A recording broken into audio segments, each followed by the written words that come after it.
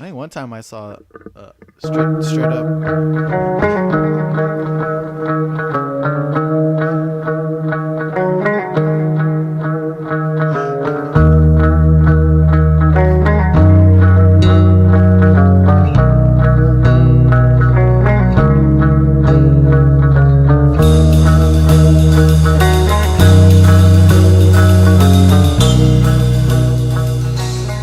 I hope that brush me part actually was on there before I pressed record. Oh, is it good? That'd be awesome. It just starts. It's all like, that brush me.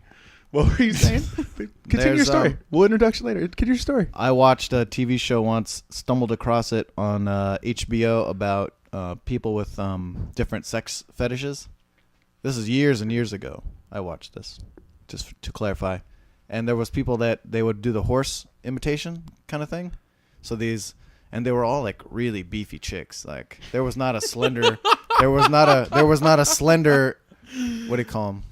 A racehorse? Gelfling? I don't know. What do they call them? No, wait. No, not that. That's a dark crystal. They have names for those horses. But this girl, she had a guy that she wanted to put on the saddle and then have him put the bridle in her mouth and have him like act like he was riding her, but he would just run behind her and she acted like a horse. And that was part of their foreplay of their... Mr. Hugh Douglas Berry is on episode 3 of Candlelightspeed. Pretty boy in the house. Welcome. Oh, wait. Glad to be here. You can say welcome to. Welcome to Hugh. Welcome to myself. We're 3 episodes in. That's like ankle deep. Yeah. How many episodes are we going to do for a ball deep? It's going to be at least 6, at least. I think 10 Double we digits, can start maybe. More. Double digits will be ball deep? Yeah. Oh, we got to get on it then. I want to be ball deep. When I was in college, we made our fictional production company called Hilt Deep Productions. Hilt? Yeah, like a the hilt of sword going all the way in, but it's also a very potent penile metaphor. I like that. Ball deep, hilt deep. We just do it deep. That's what we do. Yeah, that's how I start most of my stories. So there I was, no bullshit, balls deep in this whore. In this whore. Wow. The gender doesn't matter. Just know that it was a whore. there was money involved for the treatment of this transaction. Sexual. We should give a shout out to Oren. Oren's not here with us. Yeah. He's traveling down to Arizona with no You think AC he's in there his yet? car. No, maybe. with no AC in the car. Yeah, he drives like straight. He doesn't. with no AC in the stop. car. Did He's you so hear that story? intense. Oh. He tried to pull some. He had me almost crying on Saturday. He's like, "Yeah, I'm moving," and I was like, "What? Shut up." He tried that shit on And me. he goes, "Yeah, I'm moving. Today's my last day." And I go, "Man, stop playing that." And he was like, "Yeah, no, today's my last day." And then he could see that I was about to tear up, and he like broke character, and he was like, "No, I'm just kidding." And then I was like, "Oh, my heart was like, this is the Don't like, fucking talk to me. I had to catch him. He was about to faint. this is the sound of my heart breaking." And You tell the people what you do. Besides give great head to me. oh, that's the worst thing ever, you could say. That's not the worst. You have not listened to It's the up other there. episodes. It's up there in the top. Oh, Top 5. It's a great Sunday when I'm ball deep in Hugh Douglas Berry. Oh, awful. Hashtag sad pants.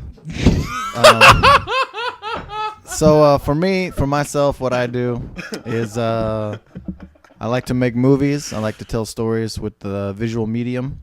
So I shoot commercials and music videos, and I write scripts, and I like to train. I started training about a year ago, which was a very weird turn of events that I started doing research for a project. I wanted to train because my script has MMA elements in it, but I thought, I've been a fan since day one, since UFC 1, but I never trained in this intense sport. So I thought, there's a lot of posers in this world, and I don't want to be one of them. So I want to go train just so I can appreciate what it's like to be doing some of this stuff. And I reached out to an old friend, Pete Salazar, who's we knew each other for a long time. And I said, "Hey, I want to come train somewhere. You train somewhere. What's up?" And he was like, "Yeah, I train somewhere." And then I said, "Well, maybe I can like do some videos for him or something because I don't really have the money to pay for it." And the universe has a beautiful way of sometimes granting you what you ask for. And he talked to, or John, the owner of the school, within 1 or 2 weeks of me saying that to Pete, asked him do you know anyone that makes videos? I want to do some commercials. And you were already there at the time? No, I wasn't even there. Oh, it was just all preliminary. Just I'd emailed or I Facebooked Pete about it, and within like 2 weeks, he wrote back and he's like, "Whoa, this is so weird. The guy who owns the place just asked me if I knew anybody who makes videos." So, and then in the subsequent time, it's been the biggest change in my entire life, almost. I'd say the two biggest changes was going to acting school, and then now doing martial arts. It's like, in terms of shifting the path that I was on.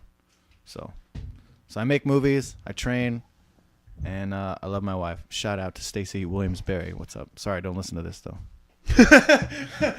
Sorry, don't listen to this. She's probably already offended. What does it mean when this is a serious question. What does it mean when an actor makes scale? That's a reference to the union minimum. So SAG, Screen Actors Guild.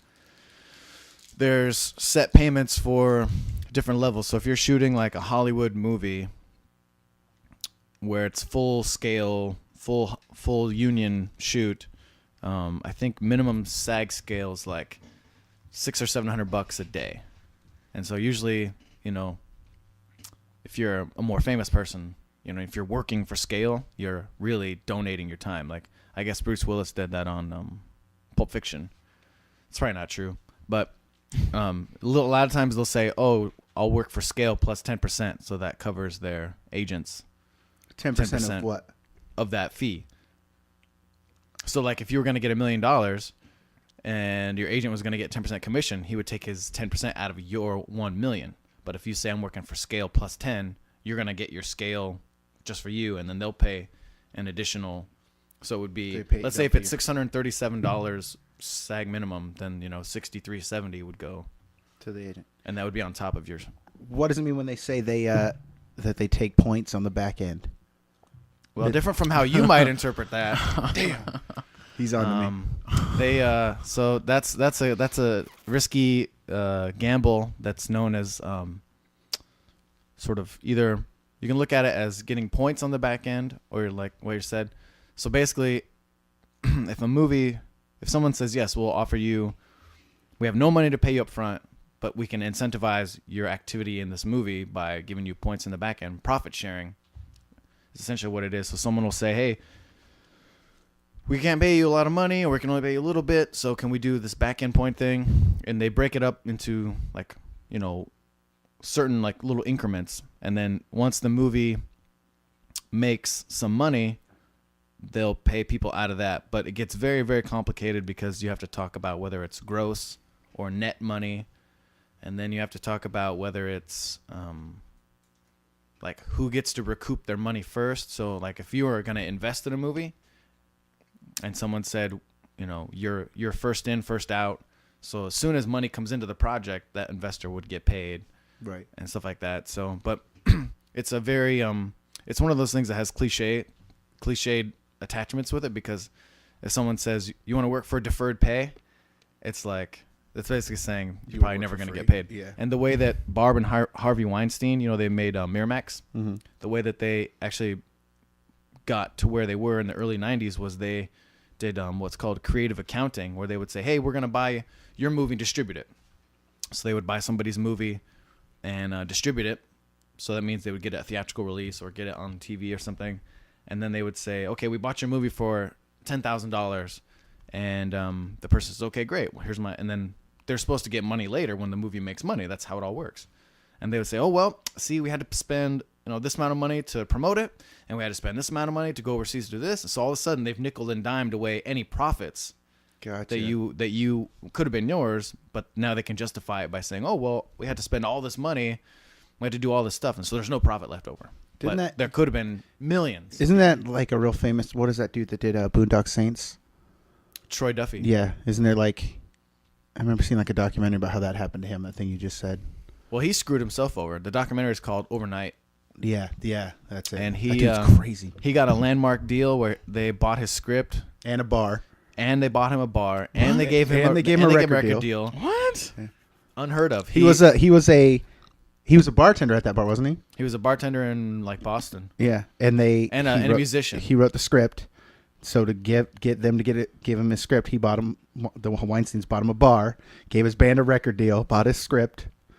Yeah, he had one of the sweetest little deals ever. But what the documentary shows you is that they got all hot and heavy about his project, and then they kind of shelved it a little bit because they're going to do things on their time. If it's their money, they're going to do things on their time. If you're thinking that he thought he was going to be their golden boy and he could say, hey, what about me? And they would like respond. So once he started not getting his ego as stroked, he started throwing little fits. And there's like my favorite part of that whole documentary is he's on the phone with no shirt on, wearing overalls. Yeah. And he's like bitching and moaning about stuff. And he's like, man, these fucking guys, blah, blah, blah. And he's whining. And then they're like talking about one of his movies, I think probably Boondock, about who to cast in certain roles. And this is at the time when Kevin Costner just won like Best Picture and Best Director, beating Scorsese for Goodfellas for Dances with Wolves. So Kevin Costner was like one of the biggest stars in Hollywood in the early 90s. And he's all, fuck Kevin Costner. I don't want to hear what he has to say about shit. And the other guy's like, you might not want to be talking like that about. And he's like, fuck Kevin fucking Costner. And it's like, we used to say that, me and my buddy, if somebody was being crazy, we'd be like, fuck Kevin fucking Costner. Because he swore a lot in his little movie. But it all came back to bite him because he acted like a little punk. And then everyone was like, never mind. So they did Boondock Saints. But he may have gotten screwed on the money. That's a good fucking movie, though. He may have gotten screwed on the money, but that movie is really fucking good. If it was Miramax, they definitely screwed him on the money. They did that on The English Patient, which won all these Academy Awards and was a huge hit. Yeah. The guy who was either the director or somebody was like, "Hey, look, can I get paid for this or what's up?" It happened to Peter Jackson on The Lord of the Rings. New Line made $400 million on that. He's like, on the first one or on all of them entirely? Just maybe the first couple or something. Wow. Which actually they even went into production with not having the actual movie rights. So the guy that actually owned the movie rights waited till they went into production and then was like, "Excuse me, where's my money?" And so they had to pay that guy after because they can't have all that footage and not doing with it. But the movie made like, let's say, $500 million, and then Peter Jackson was like, "Okay, you guys are like holding out on me," so he sued him too because. If you're entitled to getting $40 million and you get 10, that's the movie made money. It's not being greedy. You did that. Him and his wife and their other writer, they spent years working on that project, blood, sweat, and tears. And they shot 180 days straight. They shot the first 2. He had like 7 units of filming going. I mean, he worked his ass off and deserved every penny that he was entitled to. And they tried to hold it back. It happened on My Big Fat Greek Wedding, which Tom Hanks and his wife, Rita Wilson, they like saw that as a play in Hollywood, and they're like, and she's Greek, and so they were like, oh, let's get this made as a movie, and so they got it made as a movie, and at the time it was the highest grossing like indie film of all time. Right, I remember that happened. $400 million or something. Yeah. The distributors screwed Tom Hanks and his wife, so they had to sue them. So people are shady up and down, and it doesn't matter if you have contracts or not. People will money corrupts, So you being a director, how much would it cost me to get you to direct a porn of Adam and his girlfriend? There's not enough money in the world. You could have a gold bar, and I would have to pass. Hold on now. Hold on. Well, speaking of gold bar, if I had a gold bar, you're directing the porn. You know that as much as I do. Let's not like play games here. We can get some gold spray paint and we'll work something out. Just a piece of lead that I spray painted. Lead, right. That's what I was talking about. 24 karat, not so much. Oh, Jesus. I heard you did shoot on a porn once, or. Well, in my younger days, which I consider pretty much the entire decade of my 20s, I was down for experiences. And life is, in some ways, it's about chalking up things you can go, yeah, I did that. See, it's funny. This is how the actors describe their experience. That's what I was thinking, too. I met this dude who was looking for a camera operator, a DP. And a DP in porn. I was like, all right, I will come and I will operate one time. I will videotape one. I will come and I will operate one time. I'll be your DP on this porn. I'll be your DP one time. So... it's not something I brag about or think it's that cool. It's just bizarre. What does a DP do? That's the director of photography, just camera operator, So I brought a couple lights, and he was like, "Oh, dude, you're putting up lights? This guy's professional." And I was like, Keanu Reeves was yeah, that's directing what, this that's what I film. do. But it was too weird. Was it like in an apartment or in like a fucking shady warehouse, or was it gay porn or was it straight porn? It was pulled. It was the conceit of it was that it was this amateur couple, and they were a real couple. So it was a guy and a girl, that's the only. I mean, there'd be no other. That was like an acceptable scenario. But there was weird people that came to hang out, and it was just Like hang out in the scene, or well, yeah, like they were hanging out at the house. So it was weird. There was one guy that was there that his whole purpose of being there was that if the main guy couldn't ejaculate on camera, he was gonna be like the stunt cock. Are you serious? Yeah. Are you serious? Yeah. stunt load ready. So he was hanging out all night. Is he just like standing in the corner, Yeah. just stroking it? No, like, he wasn't. He was just hanging out, and I was like, "Wow, you are so weird." That's like your Saturday night consists of you coming down to set and hanging out on the couch, and if dude can't do the deal, you're like the designated hitter. And I was just like, "Ugh, weird." Did you get paid? A little bit, but I mean, it wasn't about He getting gets paid. points on the back end. Yeah, That was Ew. awesome. Those aren't herpes. No, not at all. Hold on, let me pick this one. What was that? I almost Oh, shot my beer everywhere. By beer, he meant load. Yeah. Oh, I was need going a to tell you. stunt double. Stunt cock. Robbie would be my stunt cock. Yeah, I will. All right, on. Yep. Your girlfriend will love but it. I just wondered Oh, how did they match dude up? Like, was he the same? Let me Like, see your penis. was That's it- the audition. Was it? Yeah. Was it like? Does he have the same? They're holding Polaroids. Wait a up to minute. it. This one will work. Why is this guy Skin tone's circumcised? a little more olive. Like, is it gonna match up? Like, because those are concerns as a filmmaker that I would have with anything. But then you apply it to that world, and all of a sudden This you start guy to wasn't even realize- worried about lights, and you're. That's a good point. No, I know, but How this dude's dick turned black? I don't know. Other than porn. that would be really funny if it was just like a normal like white guy, and then all of a sudden when it goes to the money shot, and she's mouths agape looking at the camera, and all of a sudden it's like totally different race. You're like, wait a minute, what's going on here? looks like a baby's forearm. They're like, wait, tattoo what? on it. How's that happen? Movie magic. It's green screen. Cream screen. What? Oh. Other than porn, what else? What other like creepy experience have you had on a set? Well, not really creepy, but it's just the thing you have to understand if you've never been around actors is that they're like attention types. They need attention a lot. And so it translates weirdly with different kinds of people. And usually they're I wouldn't say imbalanced, but they have big highs and big lows, and they're all over the place sometimes. And so sometimes you just get involved in some really weird interpersonal dramas. I mean, I met a girl one time on set about 6 years ago that we had a pretty instant, like, cool connection. But, I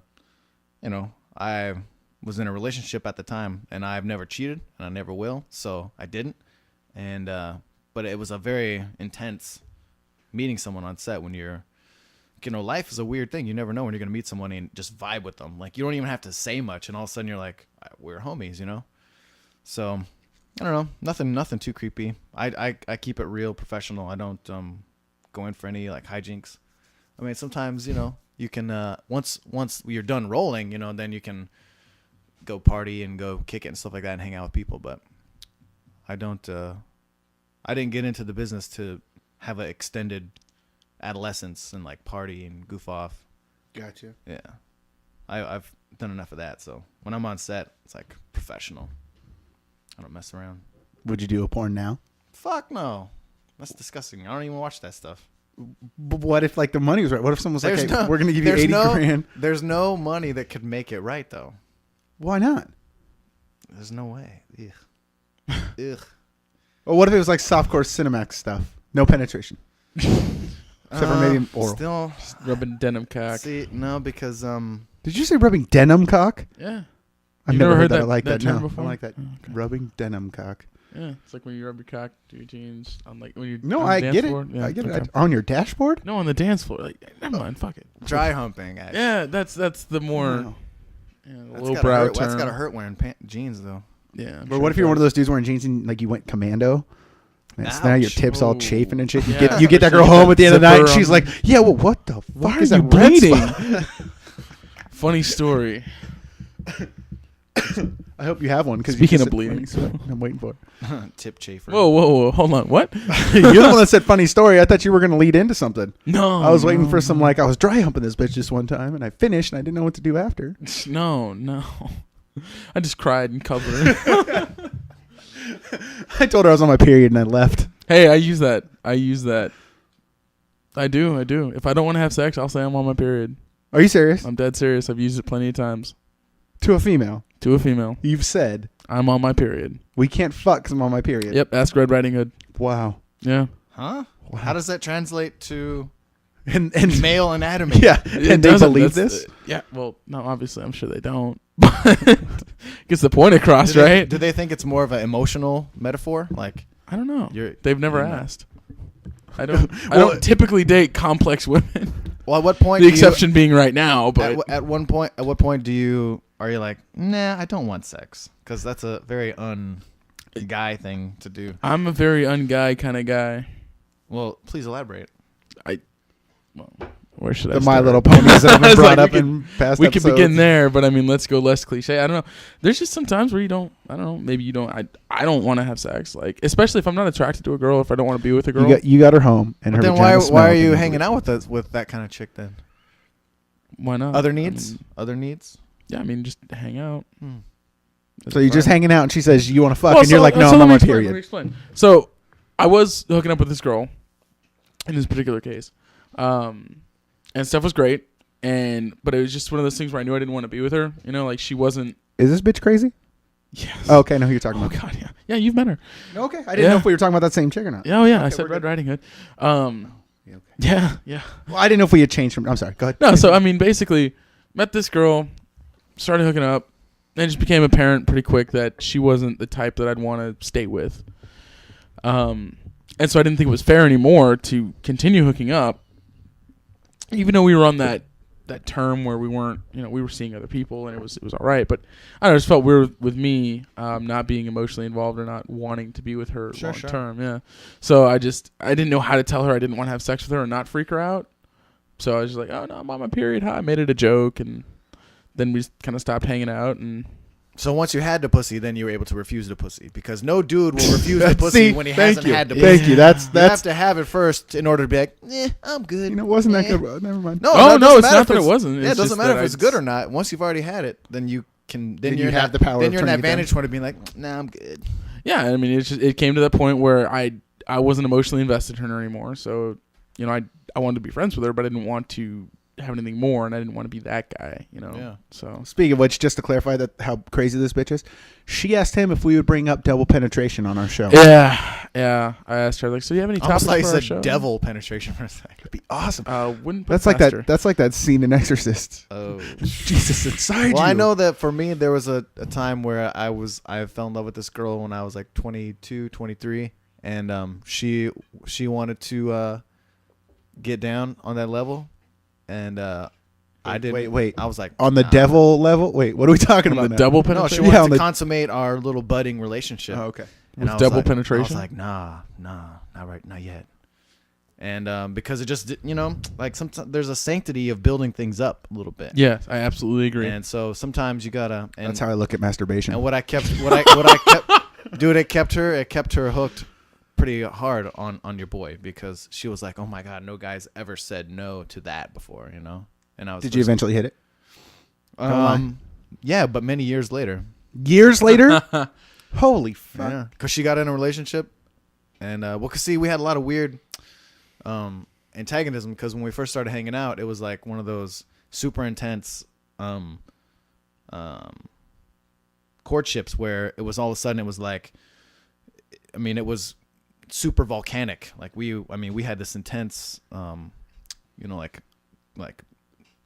build up to being together, and we fooled around. We did some stuff, but it like fizzled apart. And then, but there was always the smoldering tension. So like, and we were in college together. So for 4 years, we like saw each other a lot, but nothing ever happened. And there was a couple times where things happened, this and that, but it just always was like simmering right there, you know. And then the summer after, or either the summer before, the end of like senior year, I was single and she was single, but it wasn't And that. he slipped her that roofie, and it was on like Donkey Kong. Well, So it she sounds did like come she over was the one kind who of drugged drunk. him. She came over kind of drunk. And But it's just funny that she was one of the craziest weird chicks I've ever known in my life.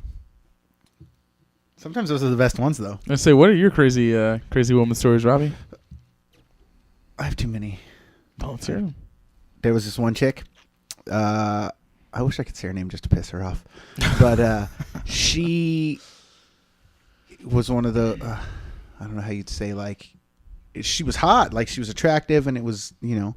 Yeah. And one night when we were drunk and doing stuff, and you took the bra off, and there was nothing there. She was a fucking 2x4. I was pissed. Was there some semblance of there being there from the bra before? Yeah, like she looked like she had a situation. Like it was like you looked at it. It was, you know. I thought of a term for that. She's an all bra all star. It's all bra. This bitch It's wasn't all bra. and I didn't know. No one knew. Like she knew all my friends. No one knew. I literally, like, we were at my house when it happened. Other people were there. Like they were. I walked out in the living room and told everybody. I was fucking drunk. I was a dick. I was under some other substances we won't talk about. I straight walked out. I was like, "You're not gonna believe this shit," but and she was still in the bedroom. And She's like, "Where'd he go?" Oh, I walked out in the living room and just said, "Hey, guess what? It's all fucking bra." And like 2 or 3 of my friends, "What? Really?" I said, "Yeah, go look." They didn't go look, but I was that pissed. I was like, Who's that 12-year-old boy you got in there? I'm just glad I didn't grow up in this digital age where people do camera phones and all these tweets and all this stuff. Because I was way, like, you know, everyone's insecure when you grow up, and you always think someone's gonna tell your dirtiest secret to everyone at lunch. Yep. But now with this age of like nightmare they being tell able right to then. tweet or post and all this stuff and all the cyber shit people can post, I'm so thankful that I didn't grow up in that, because that would have probably brought the anxiety level to Speaking of new level. cyber shit, we're always talking about the government and stuff. There's this article in my Wired magazine in Utah, some part of Utah. They're building this big ass compound to house all of our texts, emails, cell phone calls. Like, Oh, yeah. not ours, but if you get put on some list or something. Right. And they have one of the buildings is 64 acres of just computer servers. Wow. It's fucking ridiculous. I got to show this thing to you before you leave. I was reading it going, "Are you serious?" And I took it into one of my bosses. She was reading going, "This is ridiculous." And I was like, so I should probably stop sending out them tweets that say bomb and stop saying jihad and shit, right? Fucking told you, man. Hey, Look at while we got time, look up that shit about FEMA camps. The fuck is... Okay, talk about something I look Yeah. Tell me, why am I looking this up? Because it'll scare the shit out. And this is why I told you not to yell jihad in public places around, like, anyone. Didn't you yell it on a ferry? Yeah, That's what he's talking about. I was like, Oh, yeah, dude, man. the same rules that apply to airports apply to any public transportation. He's like, what do they do, throw me in boat jail? I'm like, possibly. Or worse? Yeah.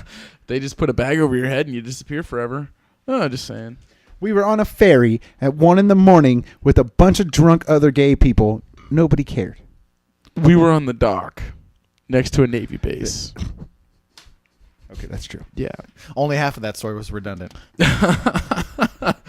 Yeah. So you recently saw Apollo 18. Yeah. Is that the one you talking about? Yeah, With the the fucking spider- space spiders. Yeah, spoiler alert, don't waste your time. Yeah. We just summed the whole movie up for you. I in 2 mean, seconds.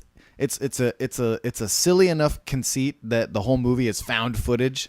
I mean, that's what the Blair Witch Project was. That's what Paranormal Activity Blair Witch is. Project was that's a good movie, totally- Yeah, because it was groundbreaking, and Yeah, but it now it's used played out. used the internet and TV to totally sell a fake story. Was that the first movie that had the handheld situation? I know they have not like really, a bunch of but dumbass I movies to mean, do found now. footage, like, oh, we found this shit in the forest. Now we're gonna, you know, like that aspect. They totally hit that up. But to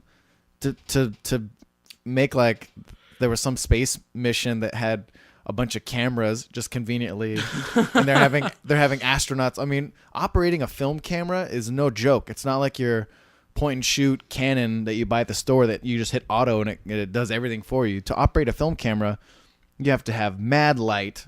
You have to have ability to know what exposure you're setting at, the focus you're setting at. I mean, it's like there's no fucking way that astronauts are gonna be like, ugh, look at me, like, and operate a camera. So you're saying that the moon landings were staged? It's entirely possible. There's a video that I have yet to watch that my friend told me about, David Icke. It's called The Moon Matrix, that talks about the moon, because there's some really weird shit that goes on with the moon that if you think about, possibly it could be an eye in the sky. It could be a big computer. It could be a big base. It could be something other than what we've been told, because obviously the government, in one way, if they're going to hold information back that's going to prevent people from panicking and going crazy and freaking out, then there's some validity in that. But the fact that it then creates too much conspiracy theory, where people start to then, go wild, and then you have, events that you go, wait a minute, you guys said this, but then you changed it, and then you've done this, and now we've uncovered this. So then once you start realizing that there is a bunch of holes and stuff that we've been told, then you can like start to wildly speculate. So in some ways, if they just said, yeah, we found these remains on the moon, and didn't really want to tell anyone about it because we don't want to freak you out. I think we're at the point now where we could deal with that. I mean, of course, there's going to be backward hicks in places of the world, not just America, because every culture has hicks. It's just like everyone's got that Every- uncle or every- that cousin. Every culture has people that they Inbreed. consider like the dumb, slow ones of their group, Their region. and they're usually always in the middle of a country. Like on an island, they're in the middle of the middle. America, they're in the Midwest, the middle, middle America. I never thought of that. Think about it, dude. Because when you're on the coasts, you have access to trade, and you can fucking go places. Yep. But when you're in the middle, you're just stuck there growing corn and having sex with animals. That is so true. I never thought of that. Or having sex with corn. So, I mean, where do you think the term cornhole came from? It's a lot. I was with the moon thing. I always just wondered why we've only been there that one time. If that. Yeah. If that, like, why we've never gone back, why we've never done anything, like, why? Because the just that fucking one- space spiders.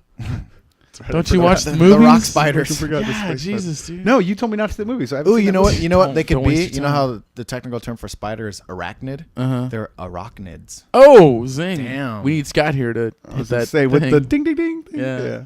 He was dropping knowledge. Some stupid Like shitty movie. Crosby dropping babies. Wow. What That's is your from an favorite old rap movie? song. Well, that's a very weird question in some ways, because as a filmmaker, people want you to say that your favorite movie is some fucking obscure European or like art house movie that they've never seen or that they've only heard of, so you can sound like you're some like super evolved, advanced, like, oh, my taste is so evolved. And You're weird. gonna say like fucking Gremlins or something, aren't you? No, my favorite movie just on pure like entertainment value and what it means to me as like growing up is Raiders of the Lost Ark. I knew it was going to Nice. be. I saw that Indiana movie Jones. like I swear 40 times by the time I was 10. Nice. Our VHS tape was like worn out back in the day, and it's great entertainment. It has a great character. It actually has some message in it, so it's not sacrificing one for the other. It's not all pure entertainment, and it's not all some intense drama. It's like it gives you all those things. And that was my favorite movie growing up. And Harrison Ford is the shit in that movie. I mean, he's beyond. He's the shit. Period. Well, he's kind of like waned off in his older years. He's just, I guess he's like a huge stoner. So, Really? Yeah, that's awesome. That So is I guess pretty he's cool. I just didn't like kinda him in what was that Cowboys and Aliens movie? I didn't like him in that. I think you'd have to be a stoner to get in that movie. I think now he's kind of smoked out. He just doesn't give a fuck. Yeah, he's like, he's whatever. just like you want to kinda- pay me? Okay. He's like, yeah. I get to work with James Bond. I like Last Crusade. That's my favorite Indiana Jones one. Mm. That new one sucked. Crystal I Skull. watched it whatever. once and I was like, damn it, why'd you guys make this movie? Yep. Why'd you have to tarnish a good thing with What's your favorite movie? Shia LaPoop? we already talked about Shia this. LaBeouf. We did? Yeah, Fight When? Club, Top Gun. Oh, we did. That's right. You're right. We did. I'm sorry. My favorite movie from an artistic point of view is Gremlins. is Mean Streets by Scorsese. It's like his first legit official like, I'm an awesome filmmaker. Look at my skills. Look at my movie. It's like, What's it about? I've never seen it. guess it's a Scorsese movie. It's about Gangsters? It's about the underworld of New York, and it has religious, Undertones. not even undertones, just it has religious, thematic tie-ins. So There's Robert De Niro in it. yeah, it's the first Is he time. really? It's the first time they ever worked together. It's one of the funniest characters he's ever done. Scorsese and De Niro are wasn't Tim Burton and Johnny Depp are the new Scorsese. Well, they've been doing work since the early '90s. Scorsese's been working with DiCaprio lately, since Gangs and Aviator and Departed. Yeah, Oh, Departed was good. Departed was Like good. that. It was a remake. I'd love to see the original. Really? I found out a lot of movies that I thought were originals were remakes. And they won an Surprising. Academy Award too, which is funny. Like what? I didn't know Fast and Furious was a remake. It is? Yeah. I didn't know that either. Or Arthur. Yeah, I knew that was a remake, but What do you mean, like straight up remakes or like a Well, I don't know if it's reboot or remake, what the correct term is, but like there was a film before it about dudes driving their hot rods, and I mean it was an old movie, like black and white, Oh, and it was called Fast and the Furious. really? Yeah, I never heard check of it that. out. I wonder. Yeah, I wonder was what shocked. what were they driving back then? Like all muscle cars. Probably not And then Supras. some of those guys that are still alive, they saw that movie today and they're like, fuck those guys, man. Back in my day. No, What I think is this it's- hold on, I'm gonna drifting look it up real shit? quick.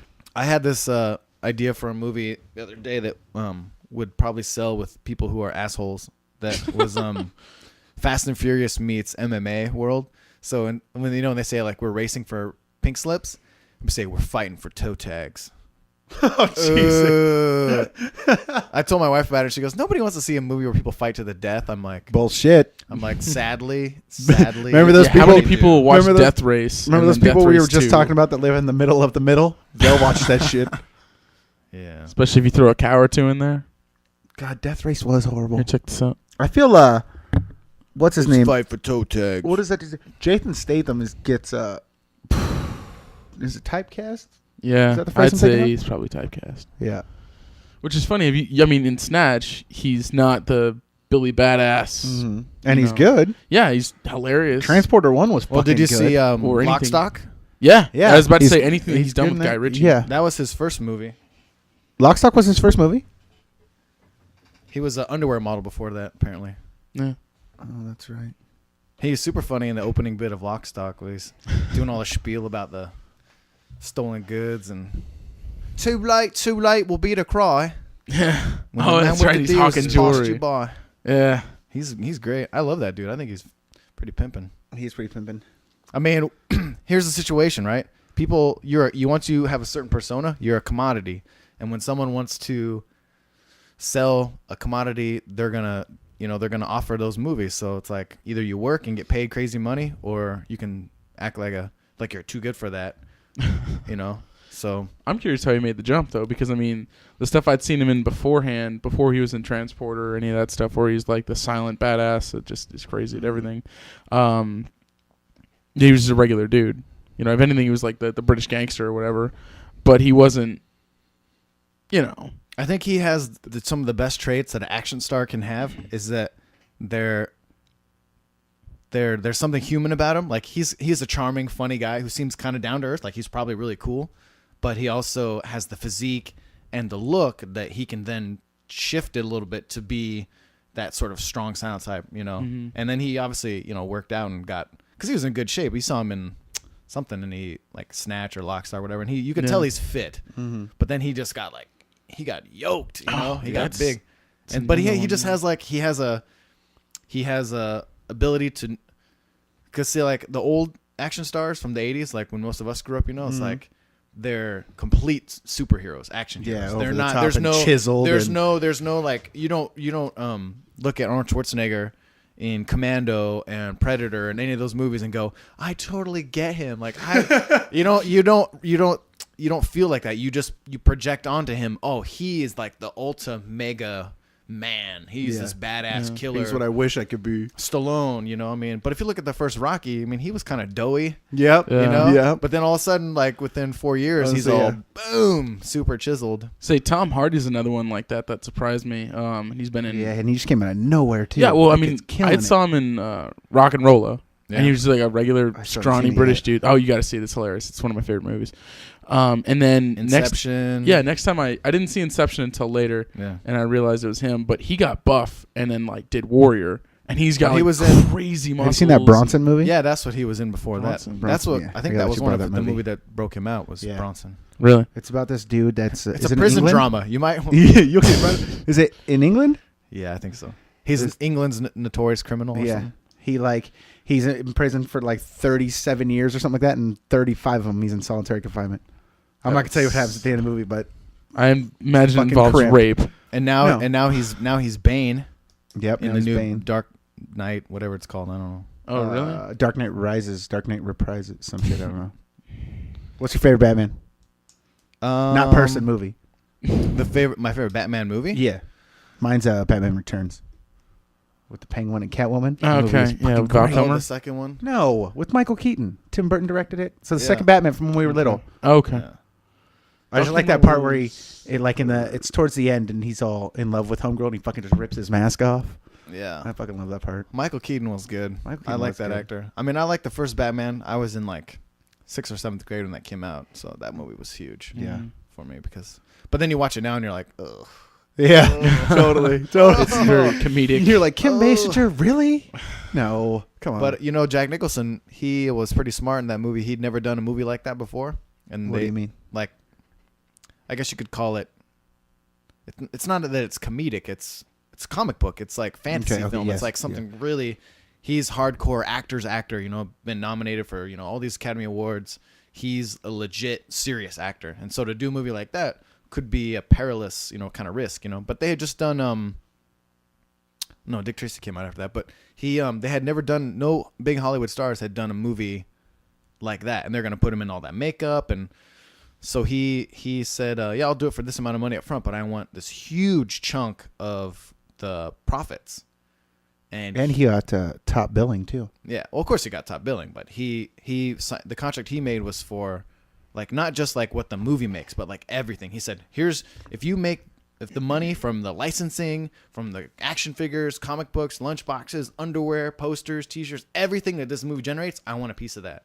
And he could have And retired. Jack Nicholson, they gave it to him. Yeah, he could have retired off that movie. He could have retired probably his whole family off that one movie. Really? He got paid millions. Probably And that was back in probably the day. And that like 50 to 100 million. and that was probably. back in the day when that was a lot of freaking money. He was raised by his how's it go? He grew up his whole life thinking that his grandma was his mom. Yeah. Or no, It's something sister like was his mom? Something. He had a really weird thing where all of a sudden Yeah. at like 30 they're like, actually, Oh yeah, by the way, this over here. your mom This is your had mom. to you had to fake that your mom got pregnant when you were pregnant, so we made it out like your grandmother had you or something. Yeah, I do. But- I remember hearing about that somewhere. I had never heard that. That's weird. One Flew Over the Cuckoo's Nest is a badass movie. Yeah. I Yeah. just watched that the other day. Yeah. I watched that and Shawshank Redemption the other day. Oh, It's so Shawshank funny Redemption. who's in Shawshank's. I can't. Like if I'm flipping channels and Shawshank's on, like I have to stop. I don't like watching it on TV because sometimes I know it from watching it uncensored and Yeah. you can just watch it and Yeah. see it. But in that Cuckoo's Nest, it's funny to see that Danny DeVito's in there, Christopher Lloyd's in there, Yep. Brad Dourif, like people who have made their whole career kind of playing loonies Are all in that. are in that movie. Where is Danny DeVito? I haven't seen him in hell. He does that show Philadelphia, whatever. Oh, It's Always Sunny in Philadelphia. I've never seen that show. You've never seen that show? Yeah, I've heard about it, but I've never. You would love that show. seen it. Really? You would probably piss your pants laughing. Yeah, it's pretty fucking hilarious. You're really building that up. I'm pretty serious. What if I watch it now and it absolutely sucks? I will piss on your pants and tell you did it. Wait. See, you did enjoy it. Look. Look what you made me do. Oh, Jesus. What's your favorite scary movie? Oh, I didn't know she had last time either. No, that's true. Scary movie. Well, I'm not a huge horror movie fan at all. I think it's I mean, I don't know. I think like growing up, in the 80s for the most part, we had, Freddy Krueger and Jason and all these like slash 'em up, like teenagers out at camp being silly, get slashed up kind of movies. So I was never into that, but I do kind of like psychological thrillers. The one with Nicole Kidman, my wife, we watched it. The Others. That I've never is seen that. fucking brilliant. Really? Yeah. It's I that's hate one of the- her. Yeah, Yeah, I'm Nicole I'm Kidman, not the your wife. hugest fan. Nicole Kidman, not your wife. Granted. But that one was pretty good. The Shining is pretty dope. Shining is good. I never read Did the you ever book. see the No, I would not watch the other one. was with it- Steven with Weber from Steven Wings. Weber? Yeah. Fuck that guy. I've seen that You're not crazy. You're not gonna scare me. I've seen that and it's fucking horrible. You're on Wings. Hello, which I used to watch all the time. Wings was good. I love that show. Homegirl drove the Jeep to the office because she was pissed. That Southern girl that was not very cute. I couldn't understand why everyone was sweating her. Nope, at all. But then they had that other girl that came on the show, and she was a little more savvy. What's your favorite scary movie? trying to remember what it's called. I think it's called Captivity.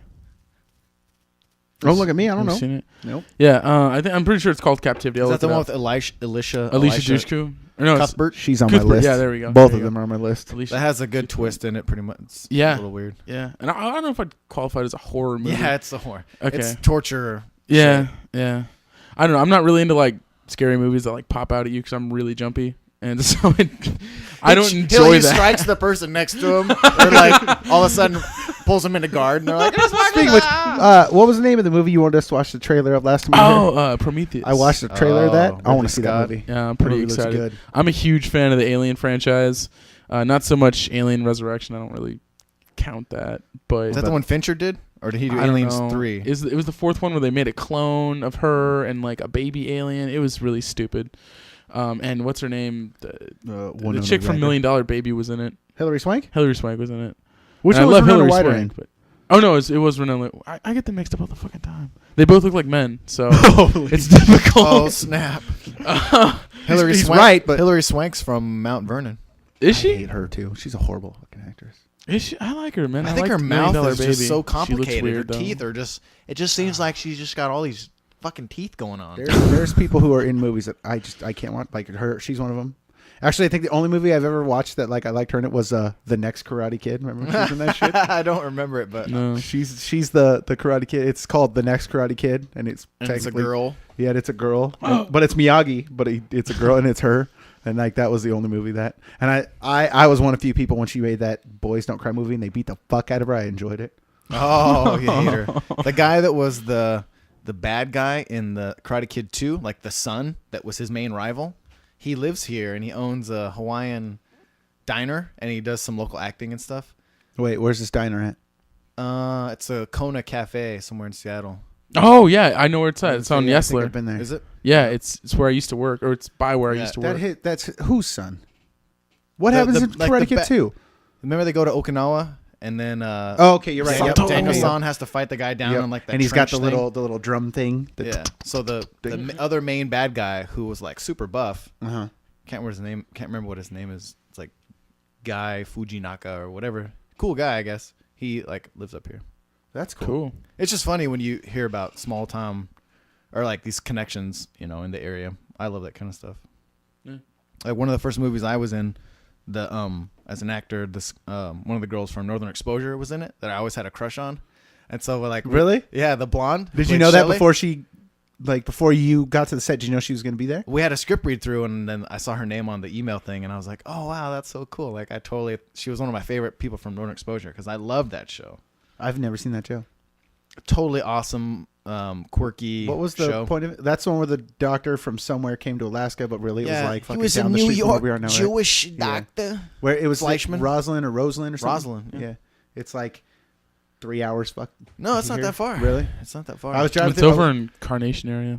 I was with a girl that was just here, who you were like, how do I know her? Her son was Oh, here too. Amanda. Yeah, I wasn't gonna say her name. Oh, hate her. Does it matter? I don't know, but what if she doesn't want her name said?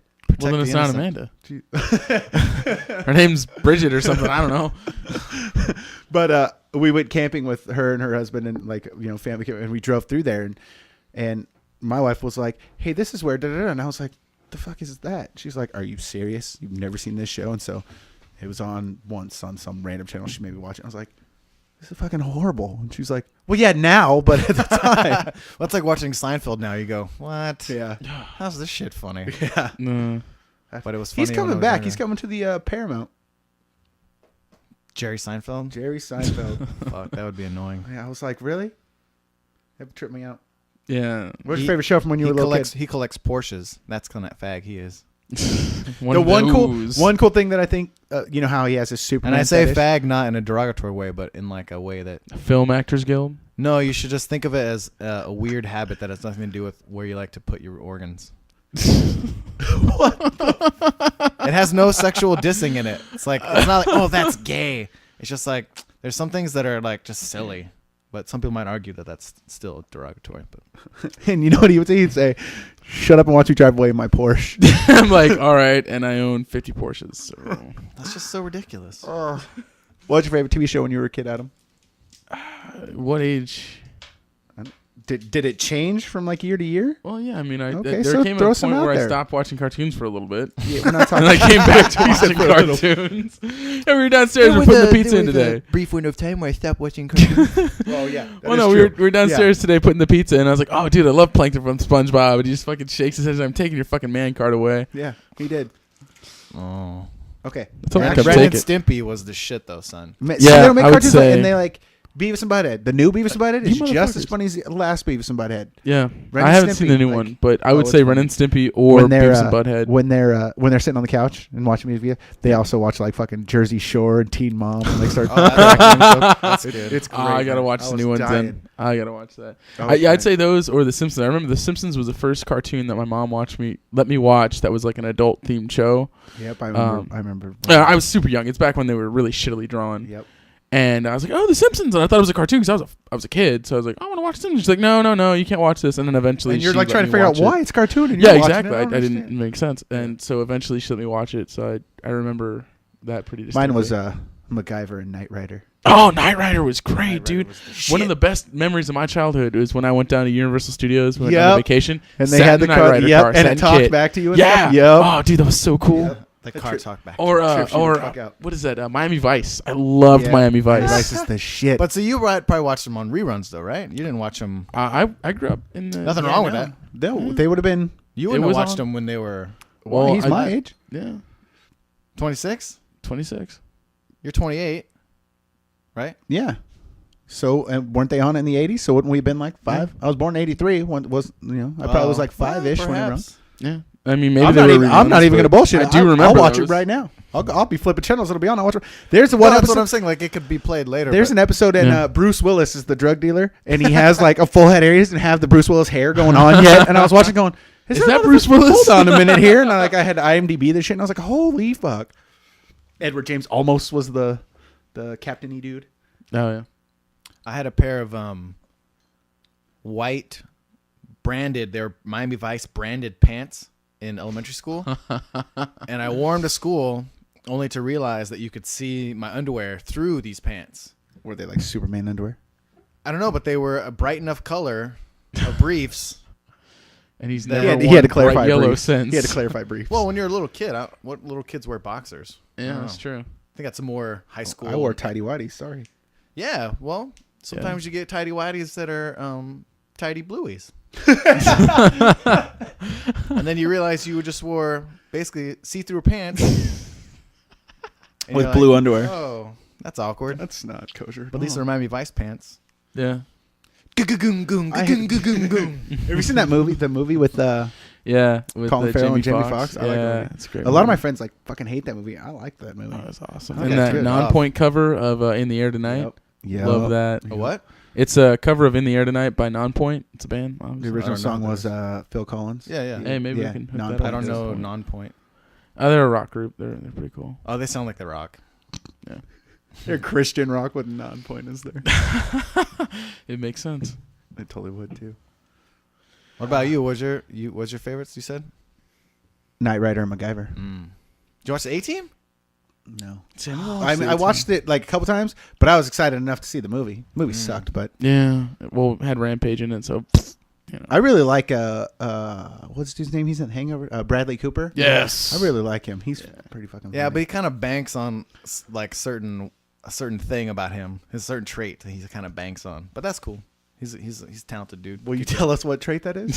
He kind of just does this. He just kind of has this like smarmy, like I'm just gonna shit-eating grin smile my way through this scene. Like he was super who's good the at other Wedding guy? Crashes though. He had me cracking up. Yeah. And he's good in Limitless. I haven't seen that Yeah, yet. Limitless is all right. I liked it, but I don't know if I'd watch it again. Who else does What's that chick from Matthew Dickinson? McConaughey does that too to me. Yeah, he's Like, there's pretty awful. there's only like a handful of movies I like him in. What was the movie with the helicopter that was like Knight Rider, but it was a helicopter? Oh, Nighthawk? Firefox? No, it's No. Nighthawk. That or was something. a Tommy Lee Jones movie. Mm. I don't remember, but I remember watching that. Blue Hawk? Yeah. Something about like that? Maybe it's something like Something It that. was some Airwolf. Airwolf. Airwolf. That's what it was. Yeah. Was That that was that good. was a TV show? Was Yeah. that Jan Michael Vincent? Yep, that Yeah. is what it was. And Yep. then that guy crashed and burned his career. Yes, he did. Out like a light. He drank too much by. I was over at my buddy's house and we were talking about. I was telling him about my Impose Your Will movie and Randy Couture, and we're talking about Expendables. Hey, wait, real quick. Are we allowed to talk about that? Yeah. Okay. Well, he just brought it up, so No, I'm asking him his permission because you, me, and Oren have mentioned it before, and then we're like, copyright. Who Douglas Berry? Don't know if we can talk about it. No, Hold on a yeah, minute. you can totally talk So about it. he's here. He's the man. You So can if it totally- comes up, like we're good. Yeah, I mean, with movie stuff like that, with stuff that you're trying to, get made, the only tricky points is when you don't want to say something's happening that's not happening. Like I wouldn't want to say, "Oh yeah, we've got Randy signed on and we're moving forward." Like that's, Until that happens, you don't want to say that. or even when it does, you have to sort of play it close. It's like anything, you don't Wait till wanna- it's already in the bag, and then you could say. he's filmed the scenes and Yeah, He's because in the editing you don't room. want to get too ahead of yourself and start. Like, Okay, I getting cut you all- off. What were you saying? You were at your buddy's house. Oh, we were talking about Expendables and something, and God, then that movie fucking. they're sucked. making a second one. I know. They've already Van Damme filmed and it. Chuck Norris. Yeah, it comes out in What? August. And Yeah. I said, "Oh yeah, Van Damme, he's crazy." They made some movie called JCVD. And we were talking about Oh yeah, dude, I saw that. That was Jean-Claude, a and joke. He's like, "Whatever happened to that guy?" And I'm like, well, he was super famous, and then the window of his cultural relevance passed by, but he had already developed like this huge cocaine habit, and he was just kicking it. Yeah. So like it's like the market. He had a stock market, and his commodity all of a sudden was worth shit, but he was still kicking it like he was going to be making, $5 million a movie here and $7 million here and all this stuff, and then all of a sudden he's just sitting there, probably getting super wasted in his house, like When practicing his Sucking dick splits. for coke. when actors like him and who's the other guy? Wesley Snipes, Tax evasion. Steven what? Seagal, Steven Seagal. When actors like that, like when they get their scripts and they're making movies, do they know that this bullshit movie's going straight to DVD? Like, do you know at the time of making a movie that this is not going to go into a theater? Because they have Yeah. those three Steven actors. Seagal's new series where he's that cop in Seattle. Yeah, Isn't in it Seattle. set in In Seattle? Seattle, it's set in Seattle. But not shot here though. I don't No know, way. probably not shot here. Wait. He's He's a Seattle cop set in Seattle. Like I was watching it, Is it's like this- he wait. was a cop protecting the city, and it shows like Seattle. I was like, wait, what? Is this like a scripted? Yeah, it's series? scripted because he's not even a real cop. Like he's Okay. part of the command But he staff had and he that teaches lawman their guys. Well, that's what I'm show, saying. though. He had that show. Yeah, where but he's again, gonna- he's not really a but real no, no. cop. So is it like that, or is it like an actual? No, it's like gonna have a storyline. TV show. TV I imagine it'll be a quote storyline. Okay. Set in But- Seattle, really? I'll watch it. Yeah, Fuck it. yeah. Why'd they Google pick that Seattle? shit. I like Seattle, man. I wish more. No, shit I was love filmed it, but in I just Seattle. think it's funny that like why would they pick that for him? But so you know how like the three of them mainly like every fucking 4 months I see a new fucking movie that's going to DVD with them. Yeah, What do- because do Him they- what fighting people do is vampires they're- with swords. people what they're trying to do is a company that specializes in direct-to-DVD movies. They know they can shoot a movie like that for maybe under $500,000, maybe under $200,000, including paying them. Oh yeah, they can shoot it super cheap, and then they can count on what's basically like the foreign market. So like Germany, Australia, all the other places around the world that buy movies.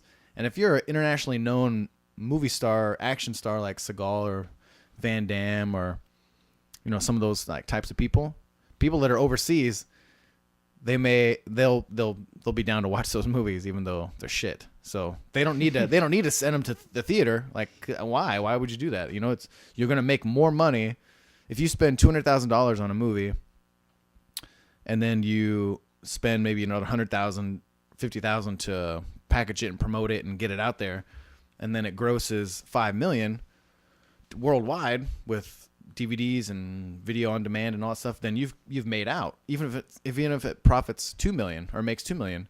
But if you shoot a movie to put it in theaters, you have to spend more on it. And you have to spend more to get in the theaters. It's like a lot more complicated. So they're reducing their costs and send it straight to DVD. So And, when there's whole entire revenue streams and companies that are built around that little model, like making like titty horror film stuff, Yeah. like nudity based torture. but so like when Oh Seagal yeah, and Rob them, Zombie's all over that. So, Rob Zombie's fucking good. That the first had Halloween Hollywood remake he style. did is fucking great. Second one wasn't so good. The first one was great. Mhm. So like when Steven Seagal signs up for like that movie, he knows it's going straight to DVD. Oh yeah, I'm pretty sure they would know that. I was just wondering. I was wondering if like they think they're making a movie and then all of a sudden they're in fucking Safeway and there it is in the bargain bin. So they're like, oh, that's for fuck. No, he's probably so busy teaching extreme martial arts to our favorite That's MMA Anderson fighters Silva that he don't get. that he doesn't have time for big movie productions. No, Gotta teach people front kicks Yeah. that haven't been around for thousands of years. It's not the first thing I learned when I took karate as a kid. It's a very specific, particular kick. Did you hear when Really? John Jones beat Shogun? Seagal tried to go into his locker room and John Jones didn't let him in. What? Yeah, it was like a big thing. Like Shogun or Machida? John Jones when he beat Shogun for the belt. When Back in the... Yeah.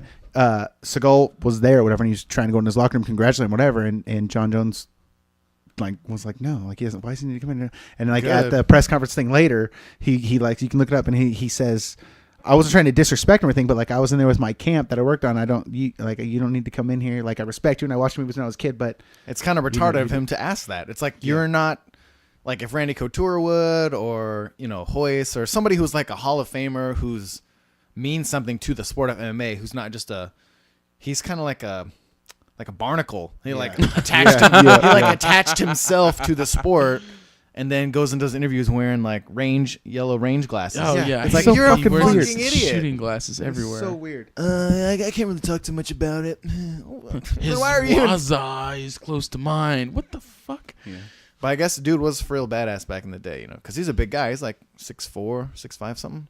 Really? Back He's in the let day, himself go though. I mean, if you yeah, look at but him I mean, now- back in the day, there's, I'm sure he could do some work. I mean, I've never bought in his movies that you could just like grab somebody's wrist and flick it, and they would go flying 6 feet. Yeah. Like I've never bought that ever in my life. it's funny. I was the same. Unless way they and were we- running. I mean, you can't just grab somebody and flick their arm and make them go and fly through the air. Right. We were talking about this actually the first podcast or something like that. We were talking about it with Warren, and he showed us something in it was MMA yesterday. Anyway, he showed me something where I was like, "Oh, that's not gonna work," and it totally same deal where you just like fly with very minimal effort. There's some It was ways. that If thing. Oren was going to show us anything, I would never look at him and go, "That's not going to work." No, I was thinking about Was it. it the thing we did off, Where you off the catch- punch and we used the where hand to you use flick the a little hand bit? with their chin Yeah. like that. Yeah. Yeah, but that's someone traveling from where they're standing to basically being put on your butt, but like flying through the air, or like, they have stuntmen. It's so cool to watch stuntmen do their thing. I'm a huge fan of it. And then when like they'll like flip their arm around like they're bending their arm backwards, and all of a sudden like the stunt guy jumps and goes, like, Yeah. or like corkscrews through the air. It's like, that's cool. But when his movies back in the day where he'd just be super calm and just be like standing there, parrying yeah. and like flipping people and just like destroying everyone that comes at him with like these little flicks and little things. It's laughable. I mean, it kind of had it in the day, but sucks that Brandon Lee died. I think that fool could have made so many cool movies. I have a theory that in an alternate universe somewhere where he didn't die, he lived to be Neo in the Matrix, and it was 10 million times better than Wait, fucking explain to me what you just said. Brandon Lee. I know who that is. Okay, remember he was in a bunch of movies, The Crow, Right, and all those and- action and movies. They Big tried Trouble in to Little they tried to Fire. yeah. Yeah. So in some alternate universe where he didn't die on The Crow, he later got to be Neo in the Matrix. Oh, okay. Instead of Keanu. Instead okay. of Keanu. Okay. I I thought you were saying like in some alternate universe, the Matrix is real and Brandon Lee is Neo living his life. I'm like, what the fuck are we talking about? Well, the Matrix is real in some ways. The Matrix is real entirely. I mean, I don't. Wait. We don't want to alert the robot overlords that we know. Go fuck. What are they gonna do? Come There's wake gonna be me a up. dude in a from my- suit on your front lawn right Unplug now. you. Let's do this. Unplug you. But it is funny though. There's a lot of things in there that you can apply to some other aspects of I always do. reality, because do. the way he says when Morpheus says, "Do you think that's air you're breathing right now?" Yeah. Or it's like, what is reality? Things you can touch and taste and smell. Is that reality? Or Those when, are just, they're just electrical signals. Joe Battaglione's eating that steak. He's like, I know this steak's not real, but it tastes so good. Mm-hmm. I always, when I have like deja vu or like weird things like that, I always tell Jasmine, Matrix is real. This is why. It's a glitch. It just happened. When your computer does this and this, well, it just happened in my life. Yeah. The deja vu that I get is, it's sort of like all of a sudden the way that what I'm seeing aligns in a certain way, like this didn't happen, but for instance, like it could happen like where you're sitting there and everything is situated like in this one moment, all of a sudden it kind of clicks and I go, whoa, I've seen this before. Like Yep. that happens to me Quite a bit too. quite huh? a bit. Yeah. Like where all of a sudden just this certain like visual ingredients will all of a sudden it'll be Just boom and I'll be like, snapshots, whoa, and I'll be like, and literally it happens with stuff where when I dreamt about it before or when I saw it before, I didn't know that person. Like it happened with me and my wife about a month ago. We were painting the spare room for our future potential hopeful baby. And I was up on this chair hanging a curtain rod thing with decoration, like the decorative curtain, whatever, up in the room. And all of a sudden I just looked down and she was standing there and I was holding this thing. And like I was in a room in my own house that just got painted. And I flashed me right back to this dream that I had or a vision or whatever you want to call it of seeing my wife before. And I had the dream before I ever knew her standing that way. You had the dream before you knew the wife? Oh, yeah. Oh, wow. And Yeah. the room was the same color and all that? Mm-hmm. Wow. Like pinkish walls with like this brown curtain and she's standing there. Like all of a sudden it just clicked in and I go, oh, I've seen this before. Did you tell her that? Mm-hmm. It happens quite a bit. It's very weird. And I never knew what it was, but now that if you think about like multidimensional reality and time not being linear, like if time doesn't go A, B, C, but instead is kind of more stacked in a, like it could happen any which way, then I believe you could see something before it happens. Because I never thought it was deja vu in the sense of remembering something that's already happened, but it's like you're recognizing something you've already seen. Not necessarily happened, but something that you've already seen. It's trippy. And it's only like, there'll be like this one moment. It's almost like, in a movie when somebody turns and then they kind of do that snapshot sound and they do like a still frame. It's almost like that. I mean, time doesn't stand still, but it just goes, and I'm like, oh, there it was. In your head, It you're all like, wait just a minute. I've seen this before. Hold on. It's trippy. Yeah, I've had that happen before. Yeah. Adam's falling asleep over here. Look at him. No, dude. I've had a few beers and I'm. You're such a lightweight. I know, man. I know. You're such a lightweight. Yeah. I have no defense for that. It's Jesus. It's like my fourth one, and I'm. Do you remember the first time we went to fights? We were in that bar, and you were explaining some like time wormhole thing to me, 3-dimensional. Oh, I think I was talking about some Carl Sagan was talking about. Yeah. I don't remember what it was. I remember being interesting, but I remember being drunk as fuck. So Yeah. it's kind of like that time thing he was just talking about. Yeah, right, it's a similar concept. That stuff interests me, and I haven't I've obviously studied or anything. I'm not that smart, but seen some documentaries, some YouTube clips and stuff about what do they call them? Theoretical physicists, I think they are, metaphysicists or something. Oh yeah. Where they study the possibility of things you're talking about and things outside what we understand physics to be. And then Carl Sagan. These are like guys who are brilliant minds. Well, here's the main thing to consider, right? How do we as human beings on this earth plane, how do we interpret reality? Through our senses. So taste, touch, all those things. And your brain is the decoding mechanism that interprets all those signals because it's all just signals. It's all electrical impulses.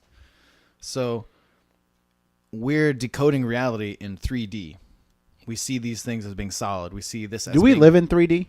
Like, is this 3D in this? Yeah. Well, see, that's what I was trying to explain to you is That's that what technically we don't technically, from my understanding. That's the only way we can decode. Yeah, it's what we can perceive. Do you remember in the Matrix when he's able to discern the fabric of the Matrix and he can see all the green? Yeah, these the code. That's his ability to decode reality has been Expanded. shifted and expanded to where he can see the vibrational information behind the solid objects. The solid objects are all still there in the Matrix, but he can see the information behind them. So you have external senses, which is like your eyes, your ears, and all these things. Then you have some internal, your inner senses, which Make me poop. oftentimes will make you poop, poop out little ghosts. I don't understand why I chew up corn and it's still. Anyway, you ever eaten corn and then pooped Some and looked in pieces get by. You Not didn't chew that- all of them. Not that fucking many. You didn't chew all of them. Not that many. What are you deciphering? You're looking through it. I got a little screen sifter in my toilet. This is an unacceptable amount of unprocessed corn kernels in my stool. Honey, I got to chew better. She's all, how many? You're all sitting there at the dinner and you're chomping away. And she's like, how many times did you chew? You're like, 20. Robbie, okay, only 15. Oh God. But so what happens is we live in 3-dimensional reality because we're unable to perceive or decode with our brains anything more than that. Is there more than that? Of course there is. We're multidimensional. What do you mean? Of course there is. Of course there is. But how do we know that? Because there's people who have transcended the three-dimensional reality. There's also really smart physicists. But that see, have it doesn't figured matter this about shit being out. smart. But Because see, when you try to measure stuff, you're applying still the same exact model of information gathering as we are in our bodies. So when they couldn't see when they thought the Earth was flat, they thought if you sailed far enough you'd fall off the Earth, right? So because they didn't have the means to measure that or make it out. So then we're always refining what science will tell us something, and it'll change our perspective on something. They say, oh, well, we're the center of the universe. The Earth is, oh, no, it's the sun. Oh, no, it's this. Oh, so people are always, science is not the 100% right answer, because you're still measuring three-dimensional reality. And there's things that could go on that they can't measure yet.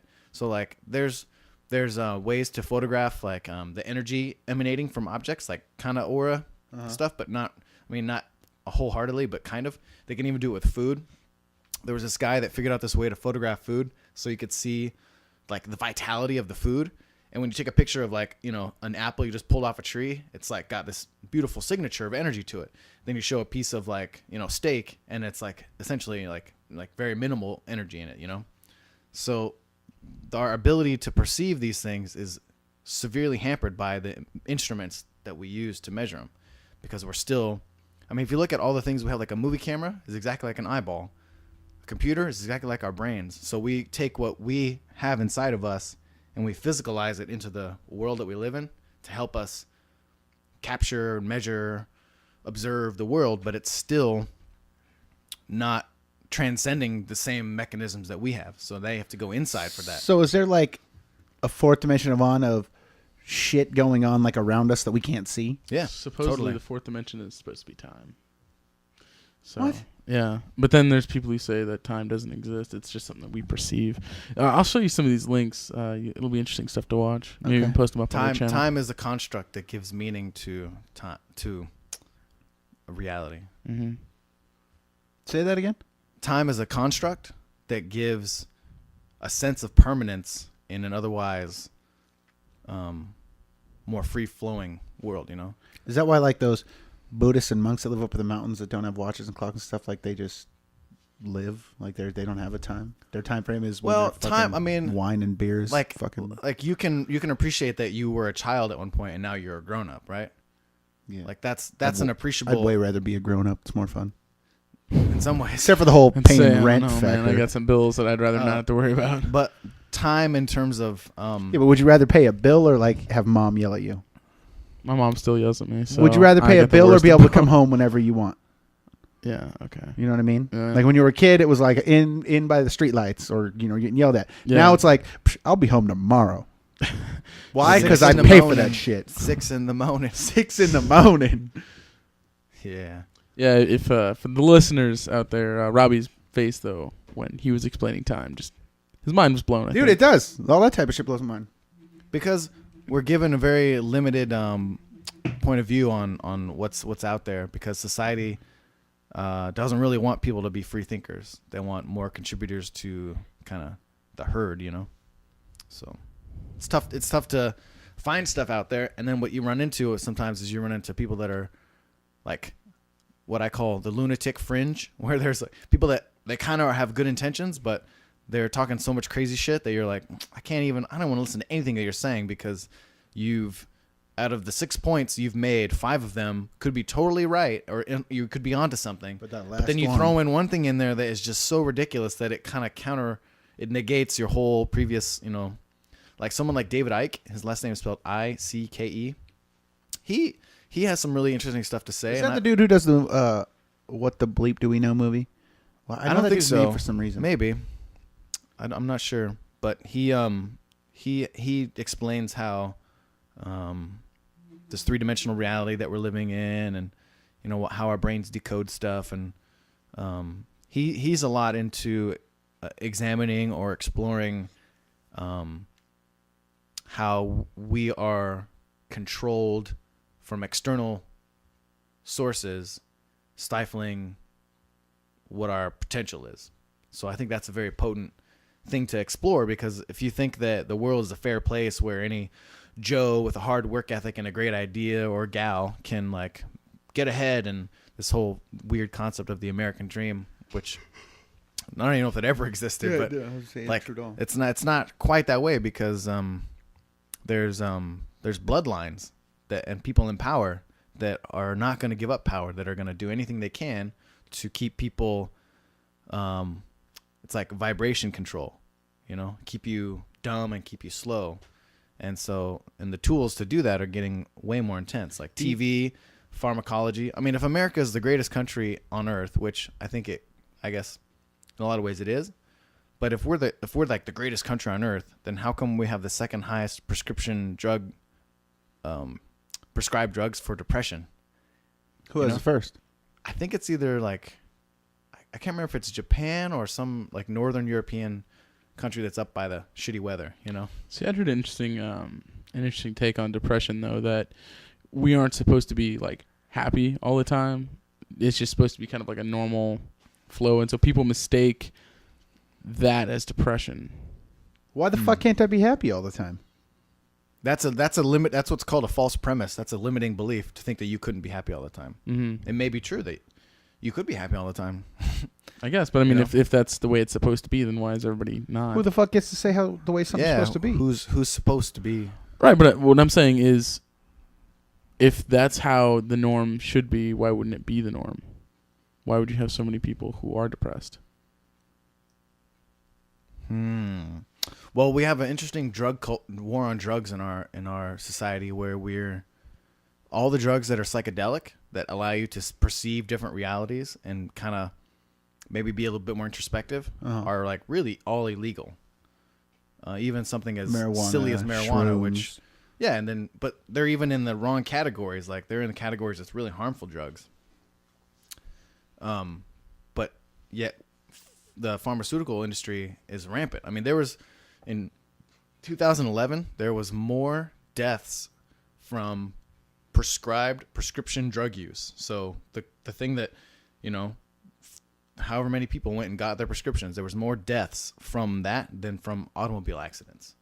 For the first time in the history of our country, there was like 38,000 prescription drug accidental deaths, or not, I don't know if they call them accidental, but yeah, but you got to factor in the bitch that took like 4 Vicodins and then got behind the wheel of her car and killed like 4 fucking people because she passed out. But they don't do it like that. It's not like that. Why wouldn't it's just like how many deaths from prescription drug use?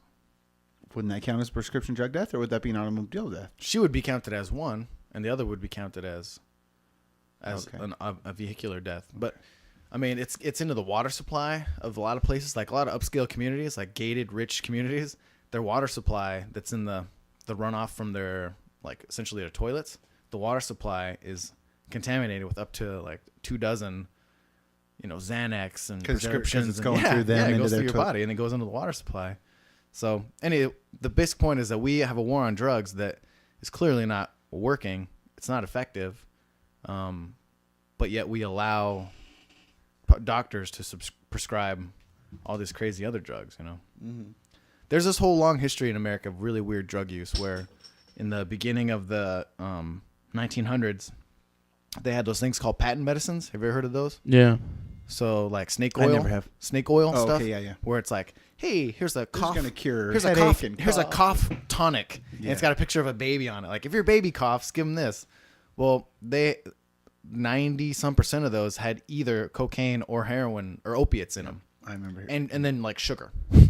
So it's like stirred up with a little bit of water. Like, Here you go. It's like 1901 cough syrup is like 2 parts heroin, 1 part sugar, and then the rest is like water. Yeah. So of Maybe course a little you're food gonna coloring. stop coughing because you're all like high. But so they didn't regulate that. It was not regulated. And even in the Sears catalog, which was how many rural people got to order stuff, and it was a huge thing. I wish I had a copy of it, like a real one, that would be funny to have a picture of. They actually had straight up kits you could shoot up with. like you could buy a kit in Sears catalog in like 19, With Like a a syringe needle. and tie off and all yeah, of it was like a little leather Like a pouch, heroin kit you see on like cops. a little leather pouch that you would zip Play open and it School's had a my big first fat heroin. syringe in it. Yeah, straight up. And so, then they said, okay, well, you can't. The FDA was invented in the early 1900s, and they said you have to list your ingredients on your stuff. You can't just do this stuff. And so those things immediately went away. And then at a certain point, they lumped in all these drugs that they thought were so harmful. Like they had opiates and cocaine and like meth and marijuana all in one category. Mm-hmm. When clearly we all know just by thinking about it that weed is not as bad as cocaine. Or That any meth that's Or out any there. meth or any Yeah. opiates that have ever existed, Because, cocaine was first derived from the coca plant leaf or whatever. And they used to use it as a for eye surgery to numb the eye. Yeah, and I've then heard that. somebody probably And then they did tasted it or Yeah. got a little something. They're like, oh, I'm not just going to use this for my patients. I'm going to use it on me. So, and opiates got derived and morphine came out of that, and they used it as, so sometimes these things started off with a rather innocent origin, but then it quickly, as we do as humans, we take it and just go crazy with it. And even like marijuana, that term is that was a. Have you ever smoked weed? Oh yeah. I don't anymore, but I've had my fair crop. I really, my fair acreage or two. I really, I don't anymore, but I really want to just because Eddie Bravo and Joe Rogan. I really want that's to get high actually and- that's what and got me started roll. trying it. And I really then do. I realized I got sick when I did it, so right. I can't do it. I don't want to because I'm afraid to come in on like a Saturday morning and John be there and we just be like, hey, what's going on? And then he would just look at us, and I'd be like, oh. I'd be like, I'm not even gonna lie. I'm so. There was a couple times last year that I had smoked during the day and then came to class at night, but never like high. I want to Just do kinda, like in what the- I want in to do the with like Eddie lingering. Bravo. Like I want to get high and walk to the mat. Rolling Stone. Oh, I don't know know, what I if I mean? could. I'd see for me. I want to be like in my car and we just get baked and then walk in and start beating up each other. High combat jits. That'd be Oh, awesome. man. I I think don't know for if you'd me, be motivated to hit anybody. Oh, I would. I think for me, I don't. It doesn't activate the same. Like he's like Eddie Bravo says, he gets super focused and it sends blood to his brain, so he gets creative.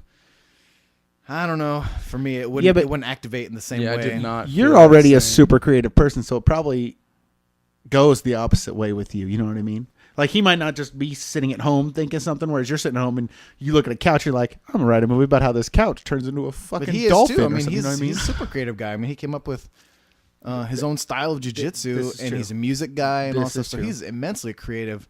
I just know that a lot of times for me, when I used to smoke, that it would make me your mind gets very tangential. Like you're thinking about something. It's very what? Tangential, like a tangent. Like all of a sudden you're like thinking about something, and you go. Did you make that word up or is that No, real? No, that's a real we word. should pause the show real quick so doesn't- people can go to the thesaurus. It doesn't make me focus. It makes Dictionary, me not thesaurus. like like a bloodhound that's out in a field, and all of a sudden I smell a rabbit, and then I smell another dog, and it doesn't make me hyper focused. It makes me become way more ability to be distracted in some ways. So it wouldn't help me if I was rolling, I don't think. And I think physically I'd be like, oh, I could just be on my back and But just see, work. I'm just gonna pull but see, you guard. say you don't think, but then like, I think if you did it and then once you were in there doing it, like, how do you know a switch wouldn't flip and you're just all of a sudden like, hey, this is fucking awesome. We'd go Could over here be. and try something. You know what I mean? Could like, be. it's one of those you're not going to know unless you try. Yeah, I Yeah. tried that and I couldn't get off the couch. That's why I said do it like in the car before we walk in. If I couldn't get 'Cause off I the agree with couch, you. I sure as shit I'm not going to be rolling with anybody. No, I'm agreeing with you. If I'm at home when I do it, like, one of my UFC DVDs is going in, there's going to be a tub of ice cream in my lap. But if I'm in the car and then it's like, oh, hey, let's go do this, I'm not going to sit in the car with you guys. Like, fucking fun is that? Like, let's go in here. Well, You're right. Do What your fun would do your that seats be? fold down? hold on. You don't want to stay in the car, but you want to go in here and get sweaty and roll around? I wonder sometimes when people who never do jiu-jitsu come in the mornings and we're all in What they there s- doing our yeah. thing, if they just think like, that's so weird. Like those guys, what are they doing? I see See like, people a look doing of weird shit. Like fascination. when someone I see running, just to sake of go running, I think, wow, that's where you're, because everyone like, if you can find a sport or an activity that like pushes you, and you're gonna like kick your own ass, so to speak, and and you're gonna push yourself and go like you're gonna go extreme, whether it's snowboarding or skating or just fucking running around. Like that's. But and like all of a sudden I love jiu-jitsu in my life. Fucking hate running. I never thought in my life I would love it, but I love it more than anything I've almost ever done in my life. It's in the top 3. It's like volleyball, soccer, jiu-jitsu. That's like the top 3 things I've ever done in my life. And I think jiu-jitsu even eclipses soccer. If I ever win a medal or something, then it would. But like I saw this guy, my wife and I went hiking, and I saw this guy running on the trail, and I was just like, this is where you find your the passion meets like personal resistance, you know? And so for some people, they may show up at kickboxing class and work out for an hour, and that may be the most ass-kicking thing they do all week, you know? But, you know, on Saturdays, we're there for 3.5, almost, 4 hours sometimes. Yeah, depending what time we show up. And it's just crazy. It's like, it just makes me laugh looking back at a year ago where I showed up to MMA and I threw up the first 3 out of 4 workouts. Yeah. You know? Yeah. And I, had no idea what was going on. I mean, I did a little bit of kickboxing like 10 years ago, and in my mind, I knew karate, just like Neo. Yeah.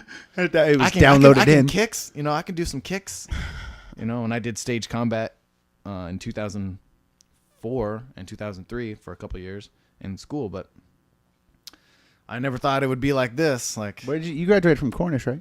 yeah. With one of my other friends, huh?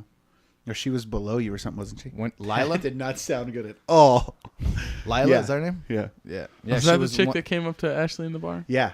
She was, yeah. Thank you, Lila. At the second whoa. tournament, first tournament. I remember you came to the first one. You came to the first one. I came to the first one. He came to the second one. I couldn't make it the second one. They were at she came too. So she was sitting there and looked over at them, and like they realized they knew each other. They went to college together at Cornish. Yeah. I recognized it because we were only a year apart, I think. So I was like, oh. And I can always remember people's faces, but I don't remember names very well at all. But I'll see someone's face that I've known.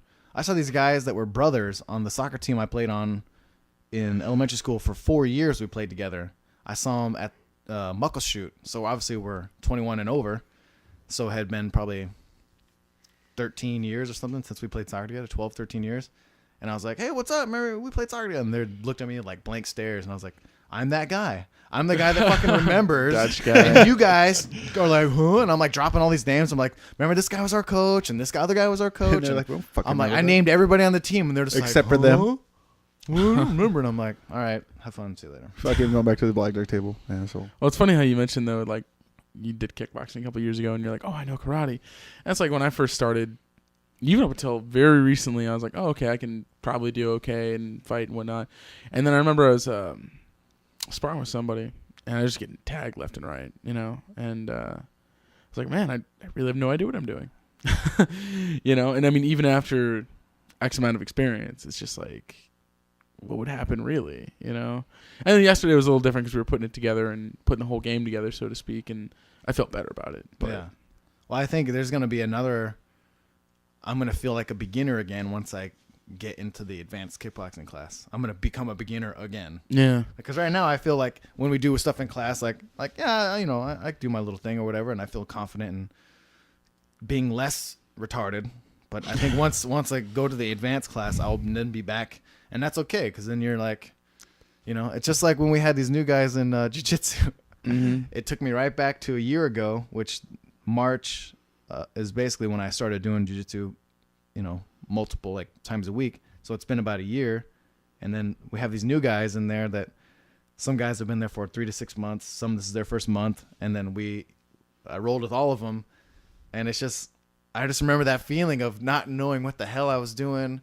Yeah, you just kind of Panic freeze mode, up. Not knowing why you're putting your hand Panic here. mode and- just to survive and trying to scramble and just like spazzing out. And I remember it's like, oh wow, like these guys are going through that experience, of being like feeling like you don't know what's going on and you're just trying to not. Everywhere you go, you feel like you've stepped from the fire, from the pan into the fire. I just got out of this thing. Now you're choking me there, and I'm going. Yeah.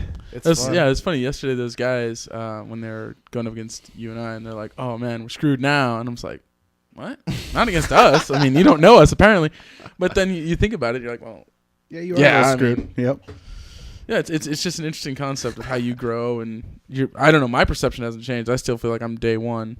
You know, like Yeah, I'm, I always feel like that because as soon as you go 2 seconds with Oren, boom. You get, Boom. you get. I can't breathe, and why does it all hurt? You get steamrolled and stuffed till you're just Gorilla thinking, sex. And he's gorilla sex, and he's looking over here talking to this person while folding you up. That irritates me so. Hey, can you go much. get the timer real quick? Can you go to the timer? Oh, never mind. We're done. What? Wait.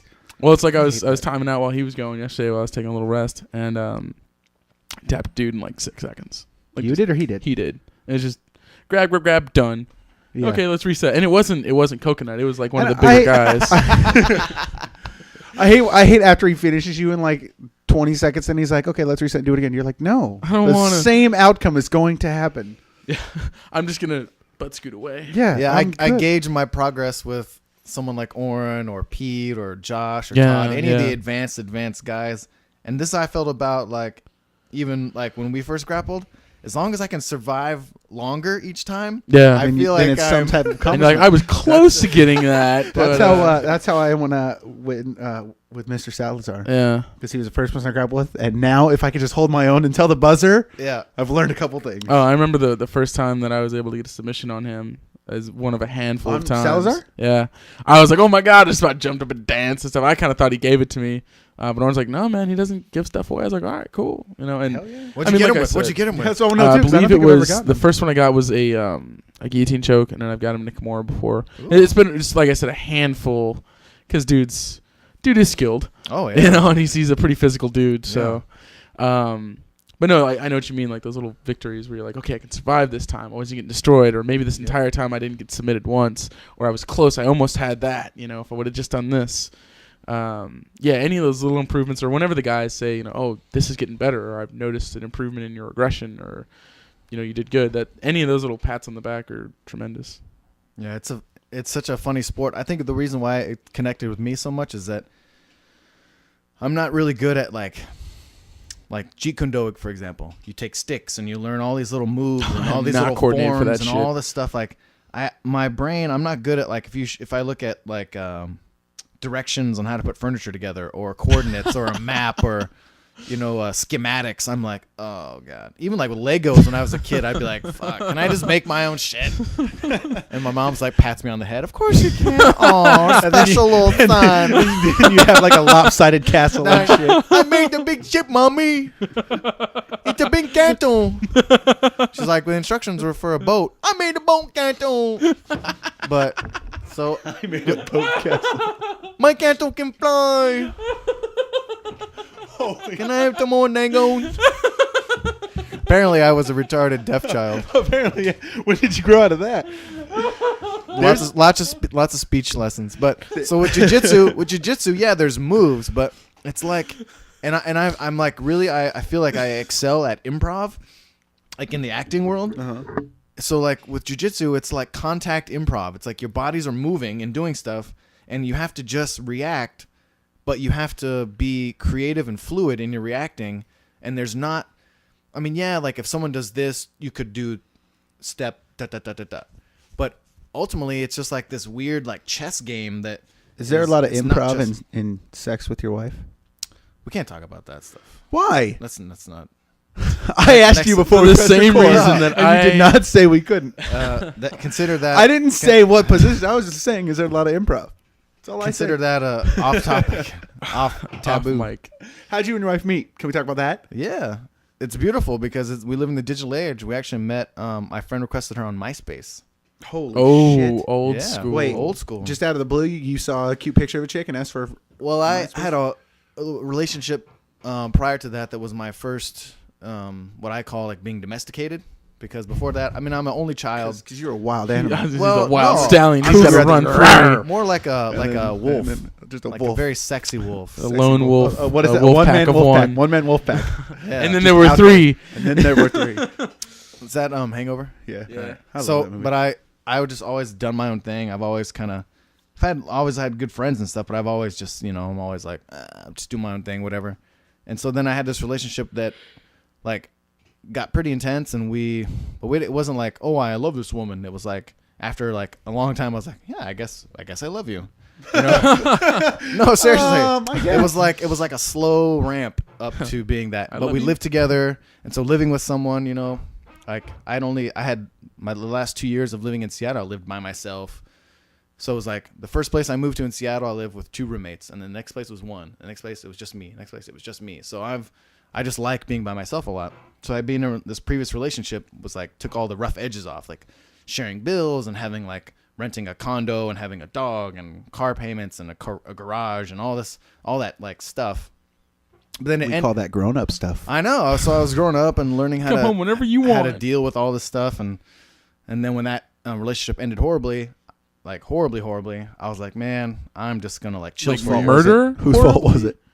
Well, in anything, it's both people's fault, but someone has to be the one to say, let's just call this what it is. This is horrible. And you're a crazy bitch, is what you said to her. No, I Don't said, lie. Don't lie. You said, look, bitch, I gotta go. I'm gonna friend request your was, friend. I was sitting, I'm gonna MySpace request your friend over here because she's way fucking hotter. I was sitting on the couch in her parents' house where we had some of our mutual stuff stored, and she came walking in. It was like Friday night, and I was moving out that weekend. I was like, because Did she know you were moving out that we had weekend? broken up once before, and then we just like collided back together, and then it just got ugly, and it turned this corner where she started saying things to me in a way that I knew that like the love was not there anymore, and the respect, 'cause it's just like when someone will say some shit to you and you're like, oh, it's like that now. Oh, I see. So we're not doing the respect thing. You'll like literally you'll say, and everyone has like hot buttons that for them is the most rude things that someone else can say, and for me it's when someone like questions my intelligence, or my heart, like that's pretty rough too. If someone's like, you're not trustworthy, or I don't that, but That's the weird thing having a wife, right? What's like up? with me, like if my wife wanted to, there's 3 fucking things she could say, and you've destroyed me with what you've just said. There's things there's things that really get right to the. And she knows. I mean, and it's like you said, one of those respect things. Like no matter what fight we're having, I'm not going to say these list of things. Yeah, you don't go. But I could. Like that. Yeah. So after that relationship, So wait, you were at a parent's house on the couch. oh, and I just said, yo, we got to call this what this is. Like we're not treating each other right. We don't need to be together. Like we don't need to be together anymore. Like we don't. It's all bad. There's no goodness. And then so it ended horribly. But what was the funny part was when I had the moving van and I'd already bought a new bed, and she was like, "You already bought a new bed, you fucker." And then she like, What'd you think credit card payment was for, and then bitch? she like, the mattress and barn. she called my phone and was like, "I'm throwing all your clothes that are in the house out in the lawn." Okay. And I was like, Cliche. "Is this waiting for exhale? Like, I didn't do anything wrong. I didn't do anything wrong. I came to you as actually more compassionately." And I was like, Could you give me a time frame of when they'll be out there? Because I'll "No." And then I drove by the house, and I drove by the house, and I drove by just to see if she'd done it or not. Did And she? No. And then she called me. She's like, "I hear your car outside. Are you just gonna drive around?" And I'm like, "Are you gonna throw my clothes out, or are you gonna be a grown up? Like, what are you gonna do?" So that ended horribly.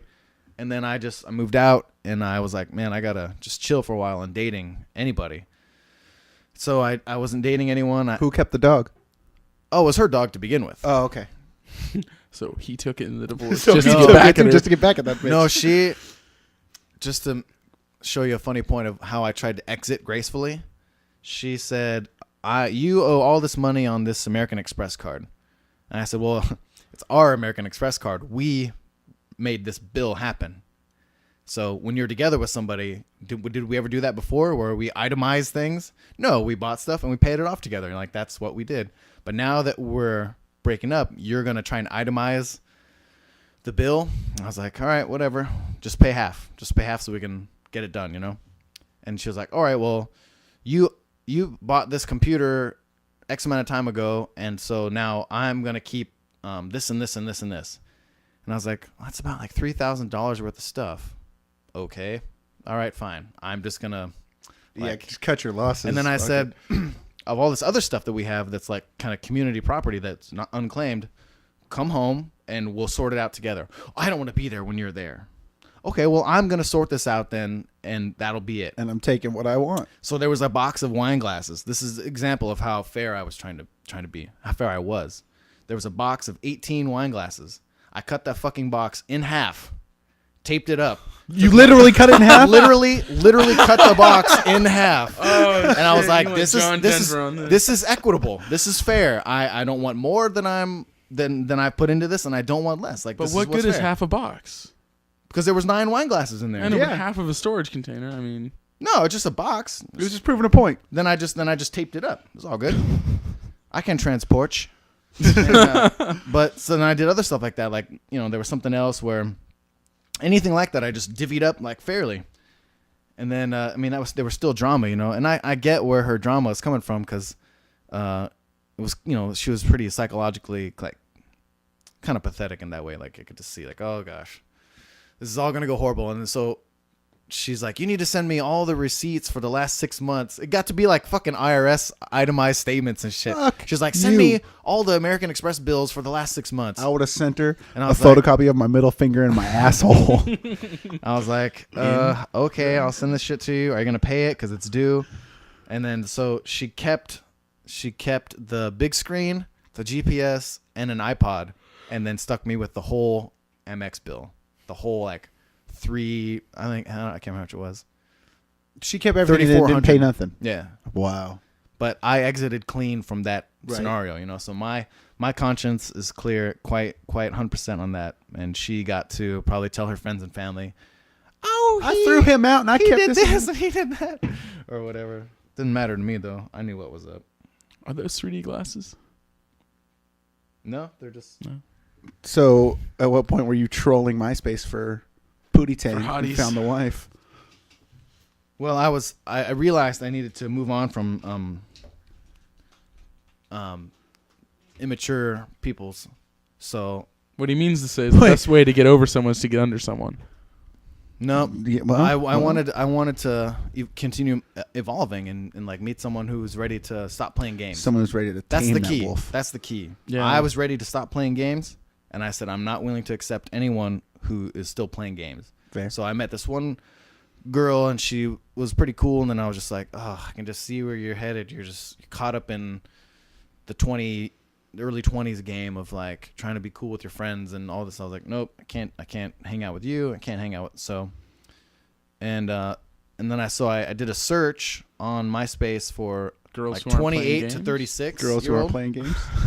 28 to 36, and in like 50-mile, 60-mile radius. So It's a big area. no, but there was only so many, you know, and because my wife when she lived in Olympia, so there's no way me living in Renton we would have ever met, because I don't think I've ever. I mean, I've been to Olympia like twice in my life before that. So, and I sent her a friend request, and she accepted because I was a filmmaker and her brother was a filmmaker, and she just thought, oh, that's cool, you know, but.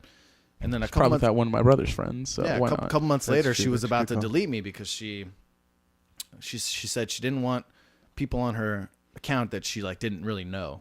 So she didn't know me. So she went to my page. Oh, one of the things that she read on my profile when I first friend requested her was I had written this sort of blog entry about my previous relationship and trying to make sense of it a little bit.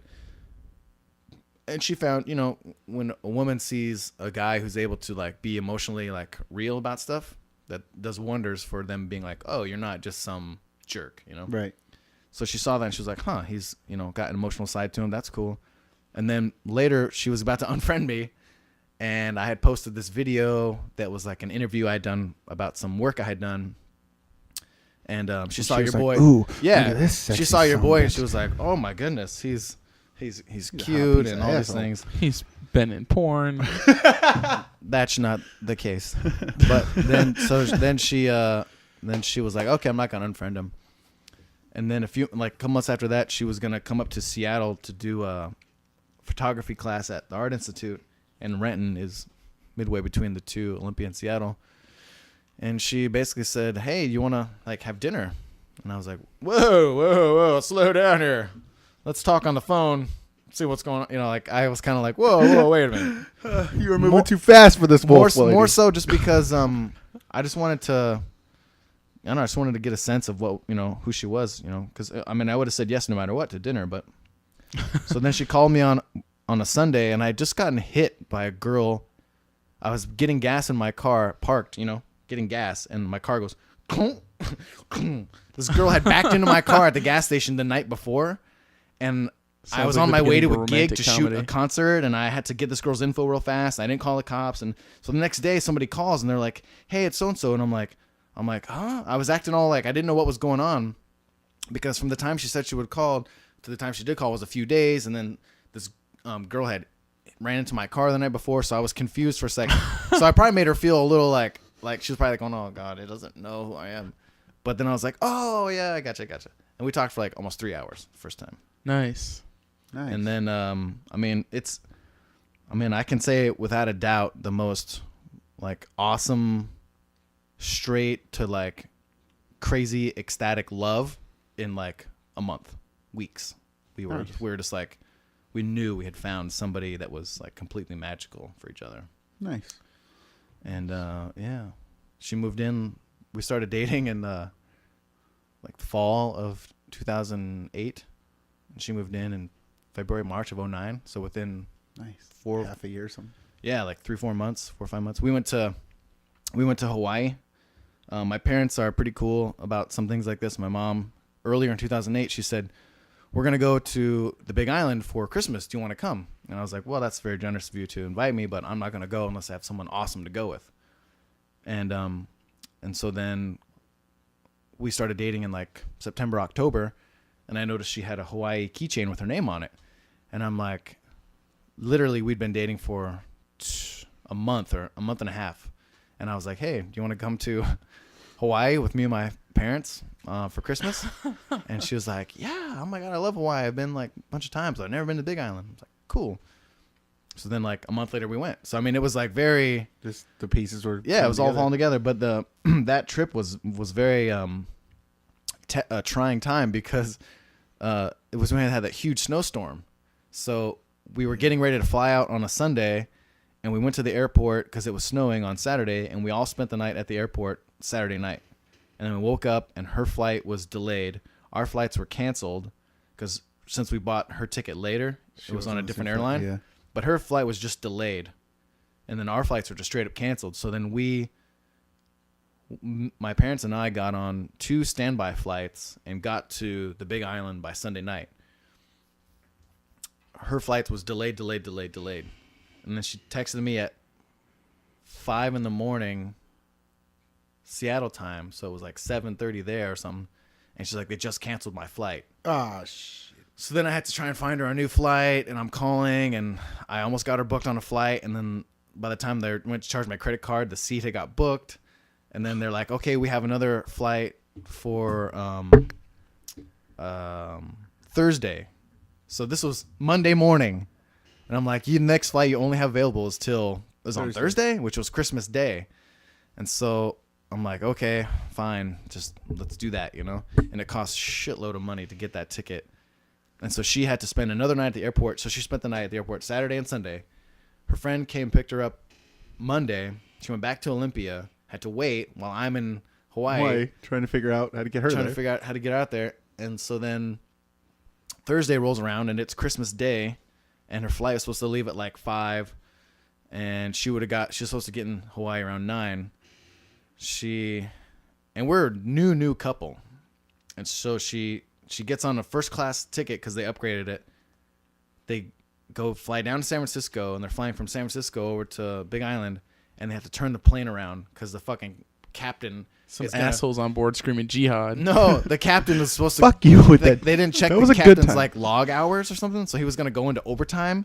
So they had to turn the plane around and go back to San Francisco to get another pilot to fly them to Oahu. I'm like, why don't you figure this shit out before you get in the air? So she calls me from the airport, and she's crying kind of. She's like, "Oh," and I'm just like, "How is this happening? How do you get on a plane to come here?" You're They right. turn This it is around. totally a romantic comedy. Hugh, you need to write this shit down, and this is Yeah. the movie you need to make. Yeah. But then she Bitch finally backs into me, and she then this finally- pilot's fucking She drunk. finally arrived 2 a.m. on Christmas, which it wasn't even technically Yeah, it the was same the day after anymore. Christmas, yeah. And so we only had, out of the 7 days we were supposed to be there, we only had 3 days together. But it was amazing. That was the first time. And then we got engaged in a castle, and then we got married on a beach in Oahu. In a Yeah, castle? it's a castle. Yeah, there's a castle in. You get what beach did you get married on? It's Palauea on Maui. I know where that's at. My wife and her sister were both born and raised on Maui. Oh yeah, she told me something about that. But a But- castle, what? There's a place called Thornwood Castle. It's down in like South Tacoma, on Thornwood Lane, and it's a Thornwood Castle on Thornwood Lane. it's Go a castle that figure. got brought brick by brick over from England. So it's straight up. What is fucking it? England. It's a castle, It's a dude. castle. No, I understand. It's not a castle right it keeps now. the Black today. Knight at bay, okay? Is that a Family Guy reference? Yes, it is. Oh, good. No, like what is it right now? Like if I drive to it today, right now, what is it? It's sort of a B&B. Oh, okay, that's what. Okay, And they host. And you can rent it out, but I would Oh, never that's recommend it. renting it out. I want to rent for it out and have function. a fucking medieval fight at that some bitch. They'd make you. There'll clean be up- blood on the walls. They'll make you clean up the blood afterwards. They're like, you have to be like, if you want to have a reception there, it's like $3,000 or $4,000 for one night, and then you have to pay for all the external catering. You have to clean up everything, and you have to be out by 8. So it's like they like give you all these crazy rules. I think that's to discourage people from even coming there, but they Why don't they just say no? I know they should just say no, but super rich people that can, to where they could spend 10 grand on one night and it's not that much of an issue. They could probably deal with hiring a cleaning crew, hiring a catering food, yeah. hiring all that stuff. But we stayed in the Lord Byron suite, which was basically the most expensive place in the whole joint. They have a 1 bedroom or 1 Look room. at Hugh being a big spender for his future dude, wife. we went and got massages on the proposal night, and we went out to the dinner at the same place we had our first date at, and then He's we like, went back to "Enjoy the this, joint. 'cause Oh once man, this is over. It's never coming back.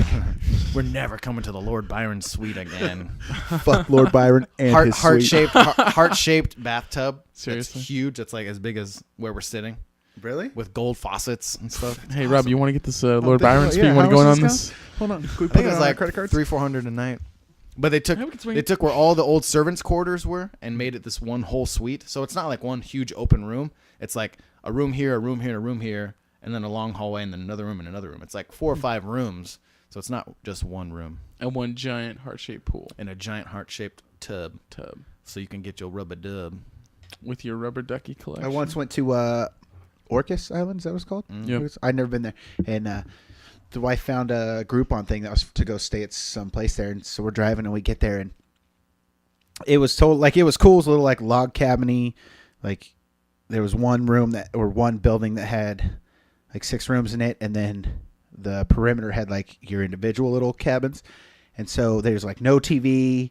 There's no nothing in this room. There's no computer, no TV, nothing. There's, like, a fireplace and a bed, and that's it. So we're hanging out. And what are you laughing at? How was that funny? It's not. I had an imagination of a log cabin with a fireplace and a bearskin rug, and you just walking in and be like, "Well, No, it I'm gonna go chop it some was wood, honey." yeah, I guess I got nothing better to do. No, it was cool. Like, I don't remember. I was reading some book at the time, and I read it, and all she ever does is read. So she was reading it, and it was real cool and just peaceful, and one of those we didn't even have cell phone signals. Like, nothing was bothering you. And And that murderer with a machete comes knocking on the hold door. on, Oh shit! hold on, I'm getting there. So, in the center of this place we're at is the restaurant, and so we went there, and, like, there's this big thing on the wall of, like, the same family has owned this place for, like, 70 years or something, and, like, the great grandson's now the head chef at this restaurant or whatever crap. So we eat there, and so then we go back to the room, and I'm in the shower, and the lights go off, and I'm like, They had a shower. well, there was a bathroom, like, in my room.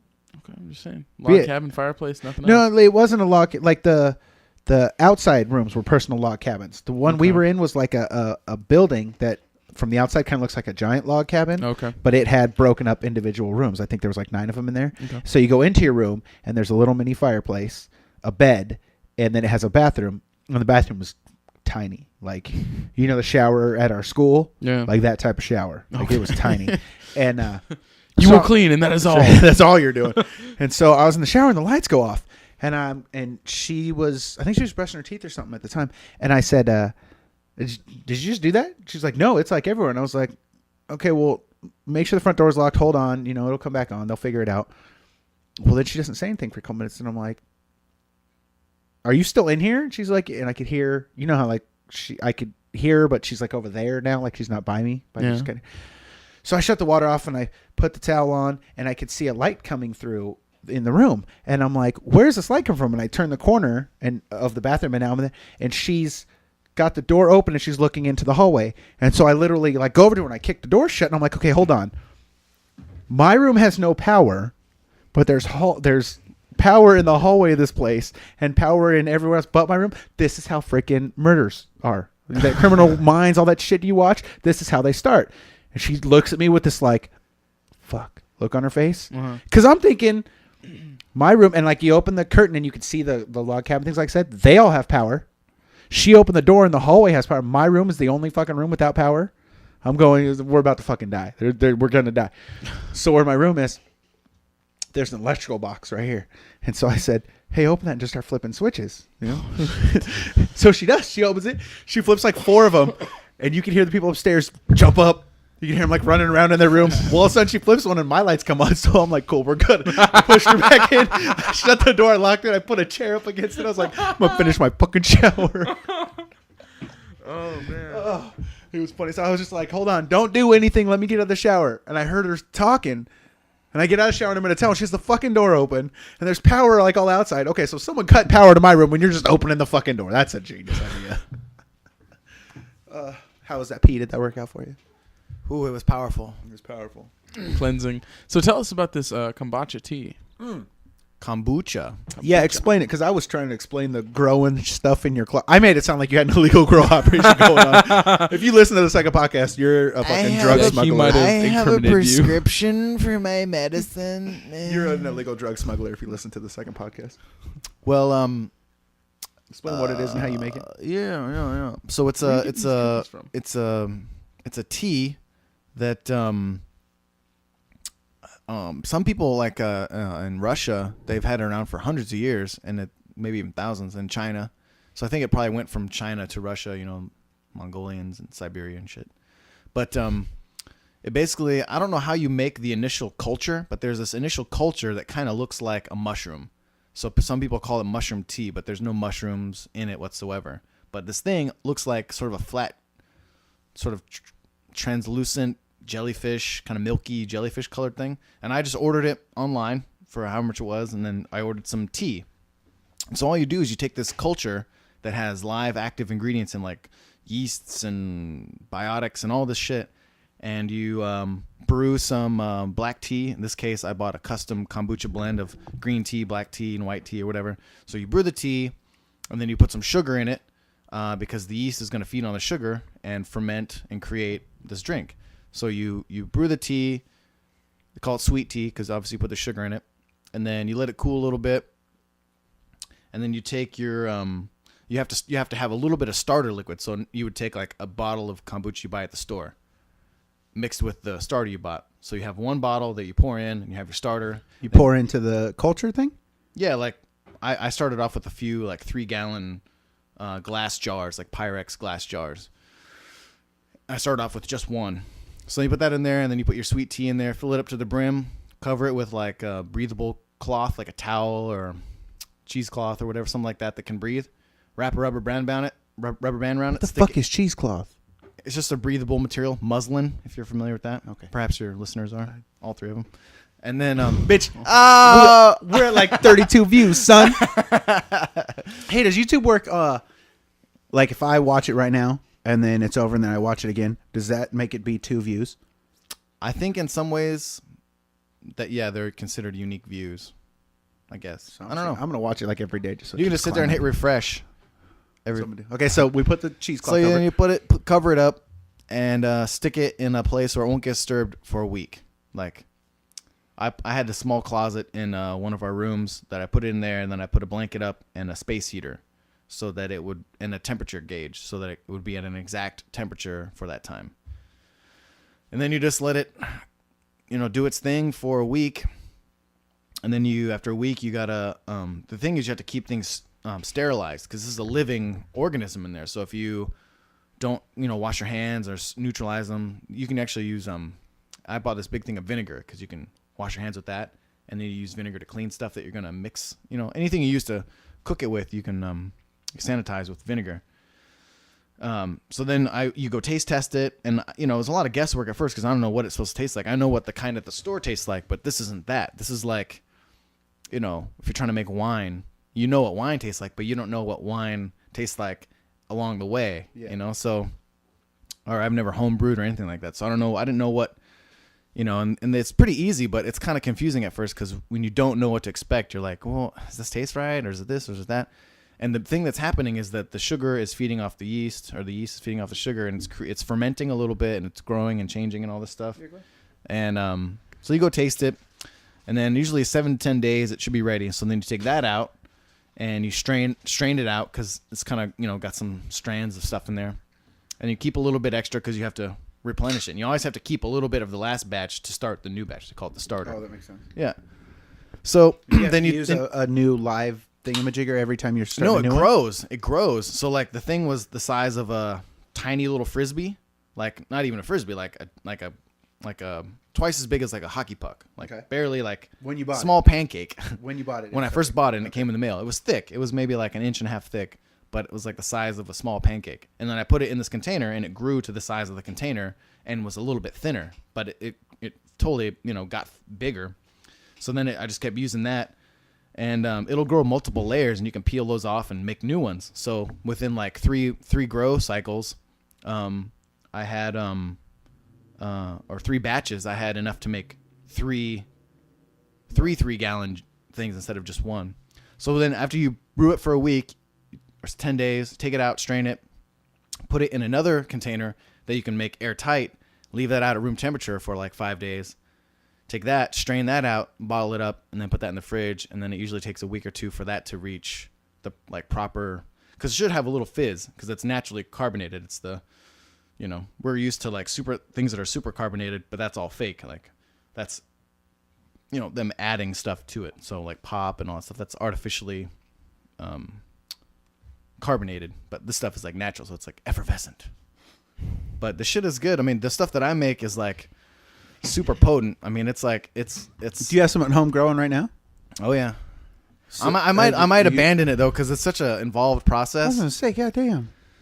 I mean, you have to spend 20 minutes on it once or twice, 3 times a month, I guess. But it's just kind of like if I could spend more money and get like, wow, the system I have now is I bought this huge, I think it's like 8 or 9 gallon, 8 gallon maybe, 8 gallon glass or high density plastic like jug. Like you could put a bunch of tea in it and serve it at a picnic. You know, it's got a little spigot with and the stuff. spigot on the bottom. Yeah. Costco is like $40.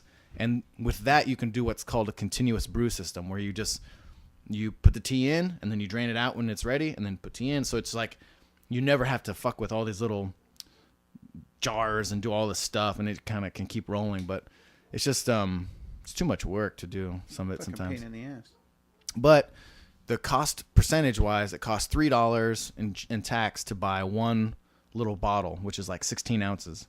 When you make it at home and you have to buy the tea and buy the sugar and the water, because I use filtered water for it, and I use organic sugar and organic tea, it costs about $1 a serving. So you're saving. So in the end, you're saving. You're getting 3 for 1, Yeah. but it's a little more work. Work and effort. But I don't know. I like knowing that I can make stuff like that, and it's cool to try stuff out. And people that if you never try to just make stuff, you know, like I look forward to growing my own vegetables and some fruits and mineral someday. Some vegetables. Some vegetables. Mineral. Well, that epic meal time dude had he had a shirt that said "fuck salads." I was like, Oh, I love that It shit. had like a sausage like fucking out. Yeah, fucking cabbage or some cabbage or a shit. head of lettuce or something. It was great. He gonna get a cancer in his butt, and then he gonna cry all day. Dude, I bet he's got at least 10 pounds in his colon. Ugh. That That epic meal dude time is dude. gonna have gonna have a Oh. lot of compacted meat in there. You know that they probably like chew it, and then when the camera's on, they spit it out or something. Probably not. I don't want to get beat up by that dude. I don't want that dude's beard to kick my ass. So I'm gonna say everything they do is real. Are they the one they have like whiskey flavored syrup or something? Yeah, they Yeah, had they whiskey made Jack and or Daniel's Jaeger or syrup. Jack Daniels to Yeah. everything. That's They all. made That's a, all for TV. Yeah, They made a white Russian cereal where they used cinnamon toast crunch, equal parts Kahlua, cream, and vodka. in a bowl. It and looked sat there eating disgusting. Oh. And the dude, like when he's making it, he looks like he's gonna throw up. He's just like, Oh yeah, you can tell that they're Oh. hungover. They've been doing this. Yeah. I used to drink a little White Russians every once in a while. Those are Yep. pretty good. Because of the Big Lebowski. Not Yeah. even because of it. Really, mine was because of it. Yeah, that's the only time I tried one. I've never ordered one at a Like I've never went to a bar and ordered one. I ordered one at a I've been dive home. bar. I felt like a total. Really? That's probably the best place to order them, is a dive bar. I'm gonna do that next time I go to a dive bar. Yeah, they might have. I should have done that at that fucking bar in Port Orchard where we were. That dumb You gotta bitch. have Should order a quality lemon vodka drop though, there. man. You can't be. If they try to give you some well vodka, that just fucks everything up. I actually drink vodka big time. That was my drink from when I was in my late teens till my late 20s. Like I used to drink. That was the only hard liquor I ever drank. White was Russians vodka. vodka. Just Okay. vodka. That was like I drank vodka tonics. That was probably my drink of choice for many years with a lime and a lemon. Bam. Oof. But then Really? then at a certain point, I remember the year. It was like I was like 28, 27, 28. And I got super drunk off vodka one night. And the next day I woke up and I felt like my brain was shrink wrapped. I was like, how come I can't move? Oh God! And if I closed my eyes to try and sleep, I would get the spinny vertigo feeling. Oh yeah. And then if I opened my eyes, it was just like headache. So I was like, this can only be the time. This must mean I have to stop drinking vodka. And that's when I started drinking Guinness actually. Yes, sir. Which is like the best beer ever. I don't know if it's the best beer ever, but it is definitely on my top 10. Yeah. It is delicious. Yeah, some people see the difference with Guinness is that it's not carbonated the way most beer is. So people say, like I remember I was at a party once. It was a rap party for a movie, and this not a rap party like you go to, but like WRAP. And this guy was like, he was like, you didn't know? I he hang was out with like, this oh, didn't you already have dinner? What you're gonna drink in your dinner? And I'm like, Guinness is not even that filling like that. I don't know what you're talking about. And he's like, oh, it's a stout and blah blah. blah. And I'm like, dude, it's nitrogen infused, so it's not carbonated. You don't feel as full and gassy and bloaty like when you're drinking regular beer. Really? Totally.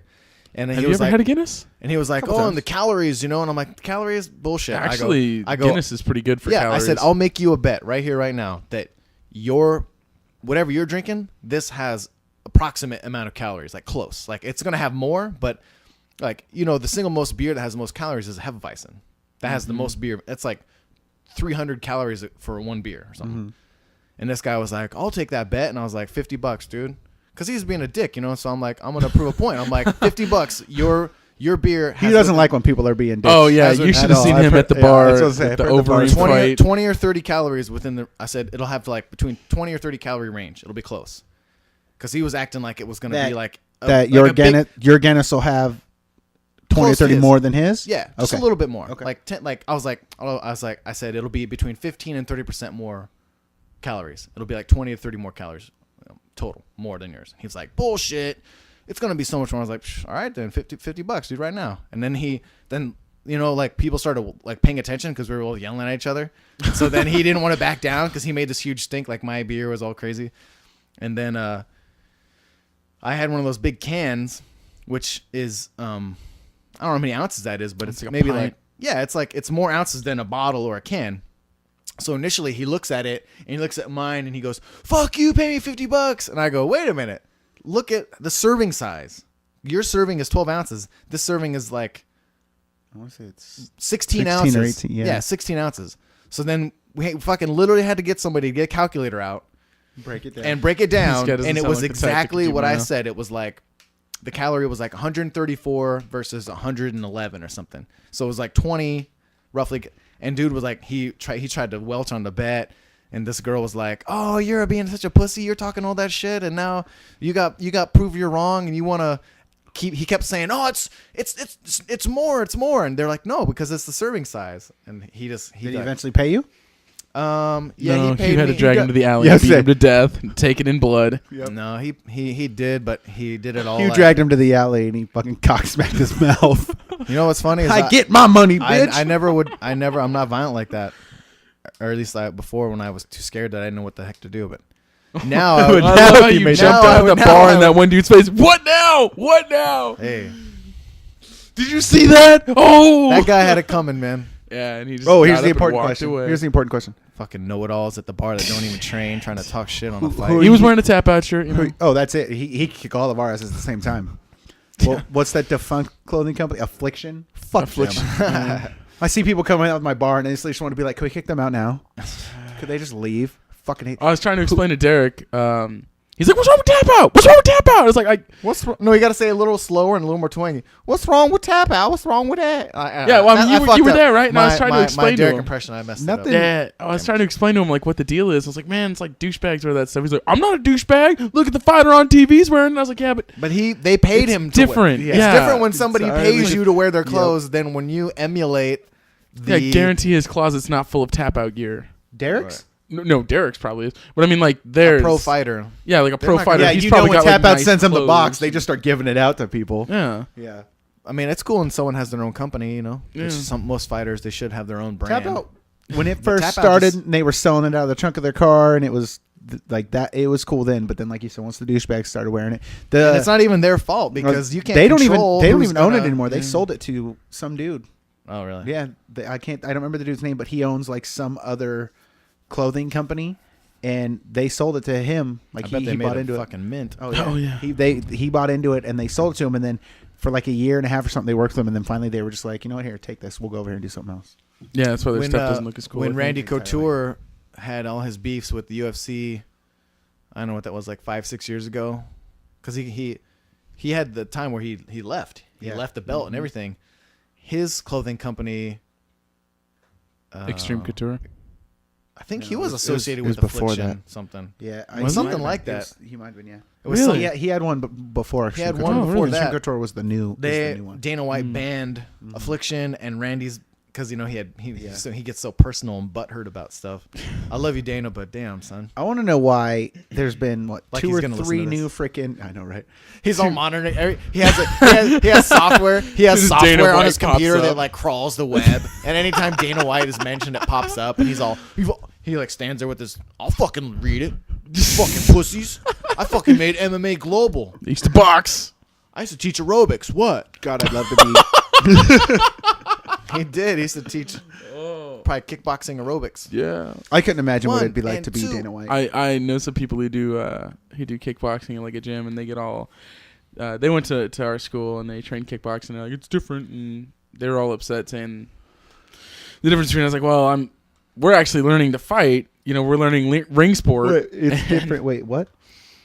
They just, I don't know, they had their opinion about the differences between programs. They take like aerobic kickboxing. Oh, gotcha. Okay. Yeah, Okay, and okay. they're like, well, this and this and that, and I'm like, yeah, but it's completely different. Like, I'm learning how to fight, and you learn how to use it offensively. I'm learning how to fight. You're playing Tai Bo. Yeah, exactly, and Yeah. Don't get it twisted. yeah, Who are you taking in the Rashad Evans John Jones fight? I want Jones to win because I think he's the shit, but I would love to see Rashad prove the haters and prove himself wrong because he kind of, he was undefeated. He was kind of a lay and pray, kind of. A lot of his victories were pretty sketchy. Even his win over Bisping was like, really? Like, his record, was kind of like, you're not really like a dominant fighter. But then he's had a few good knockouts and whatnot. And I hope that it's a war that gets into like the second round and then they start going at it. Like the first round they're gonna be all like safe, Feeling each they're gonna be other, like this yeah. and that, and then there might be a couple little exchanges, but then the second round it's gonna go crazy. And I hope they just I was telling these guys, fucking I have hope a that war. when this is over, what is it? It's in April sometime. I hope it's one of those like we're gonna see it again. Like I don't want it to be over, then all of a sudden Oh. they kiss and make up and they're fucking friends and stuff, and they're sorry for all the bullshit. They're still like, no, fuck you, let's do this again. Like, Well, that's what I want. if Jones wins decisively, you can't.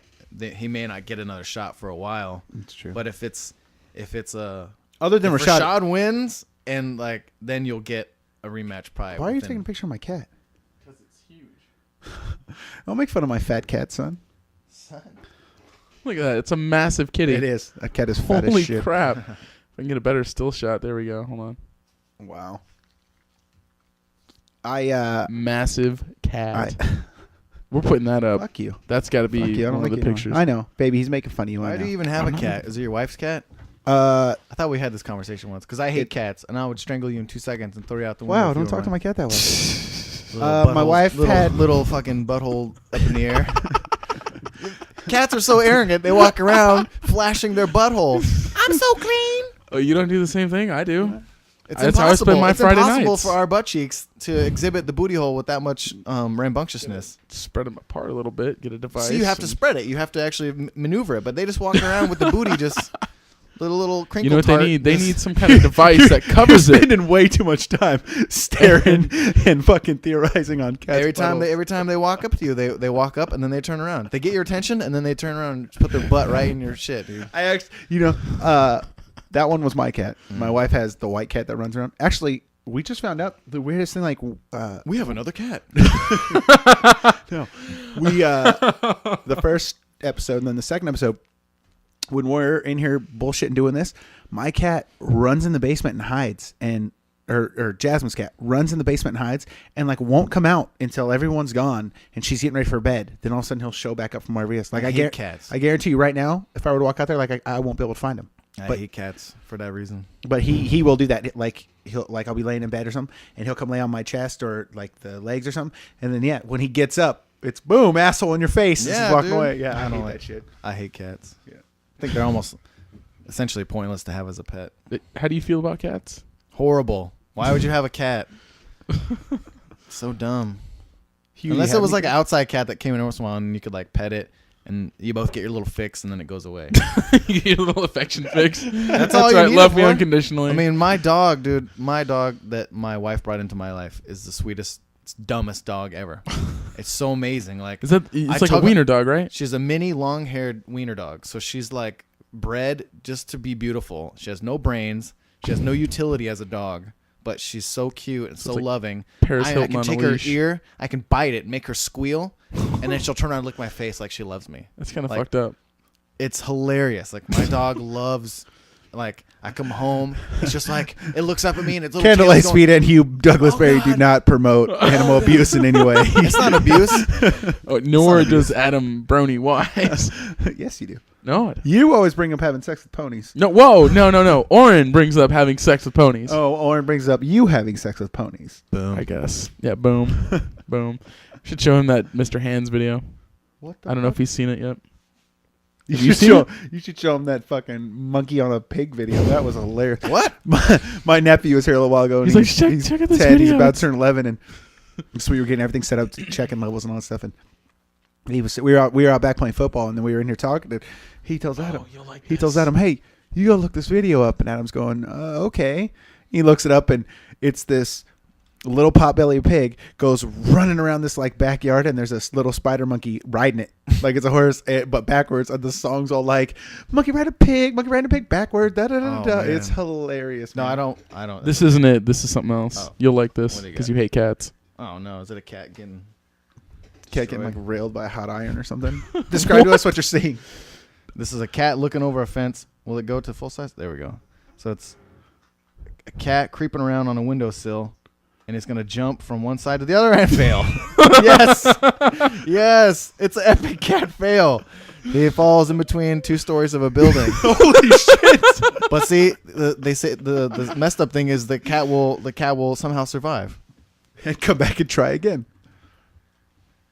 I'm good. No, I used to like cats as a kid, but because I think it was only Did because like I a didn't cat know- rape your mouth or something? No, I think it's only because I never knew the joys of what a dog was like, and dogs are legit pets. Oh, entirely. I love dogs way more than cats, but you like have this disdain for. I just think it's so retarded when people have cats and like you come over and the cat go darting off there, and it's like, wait, what is your cat? What is it? Why was it? See, Ashley's cat's the exact opposite. I come over and that's the only time Oh, she like- comes out.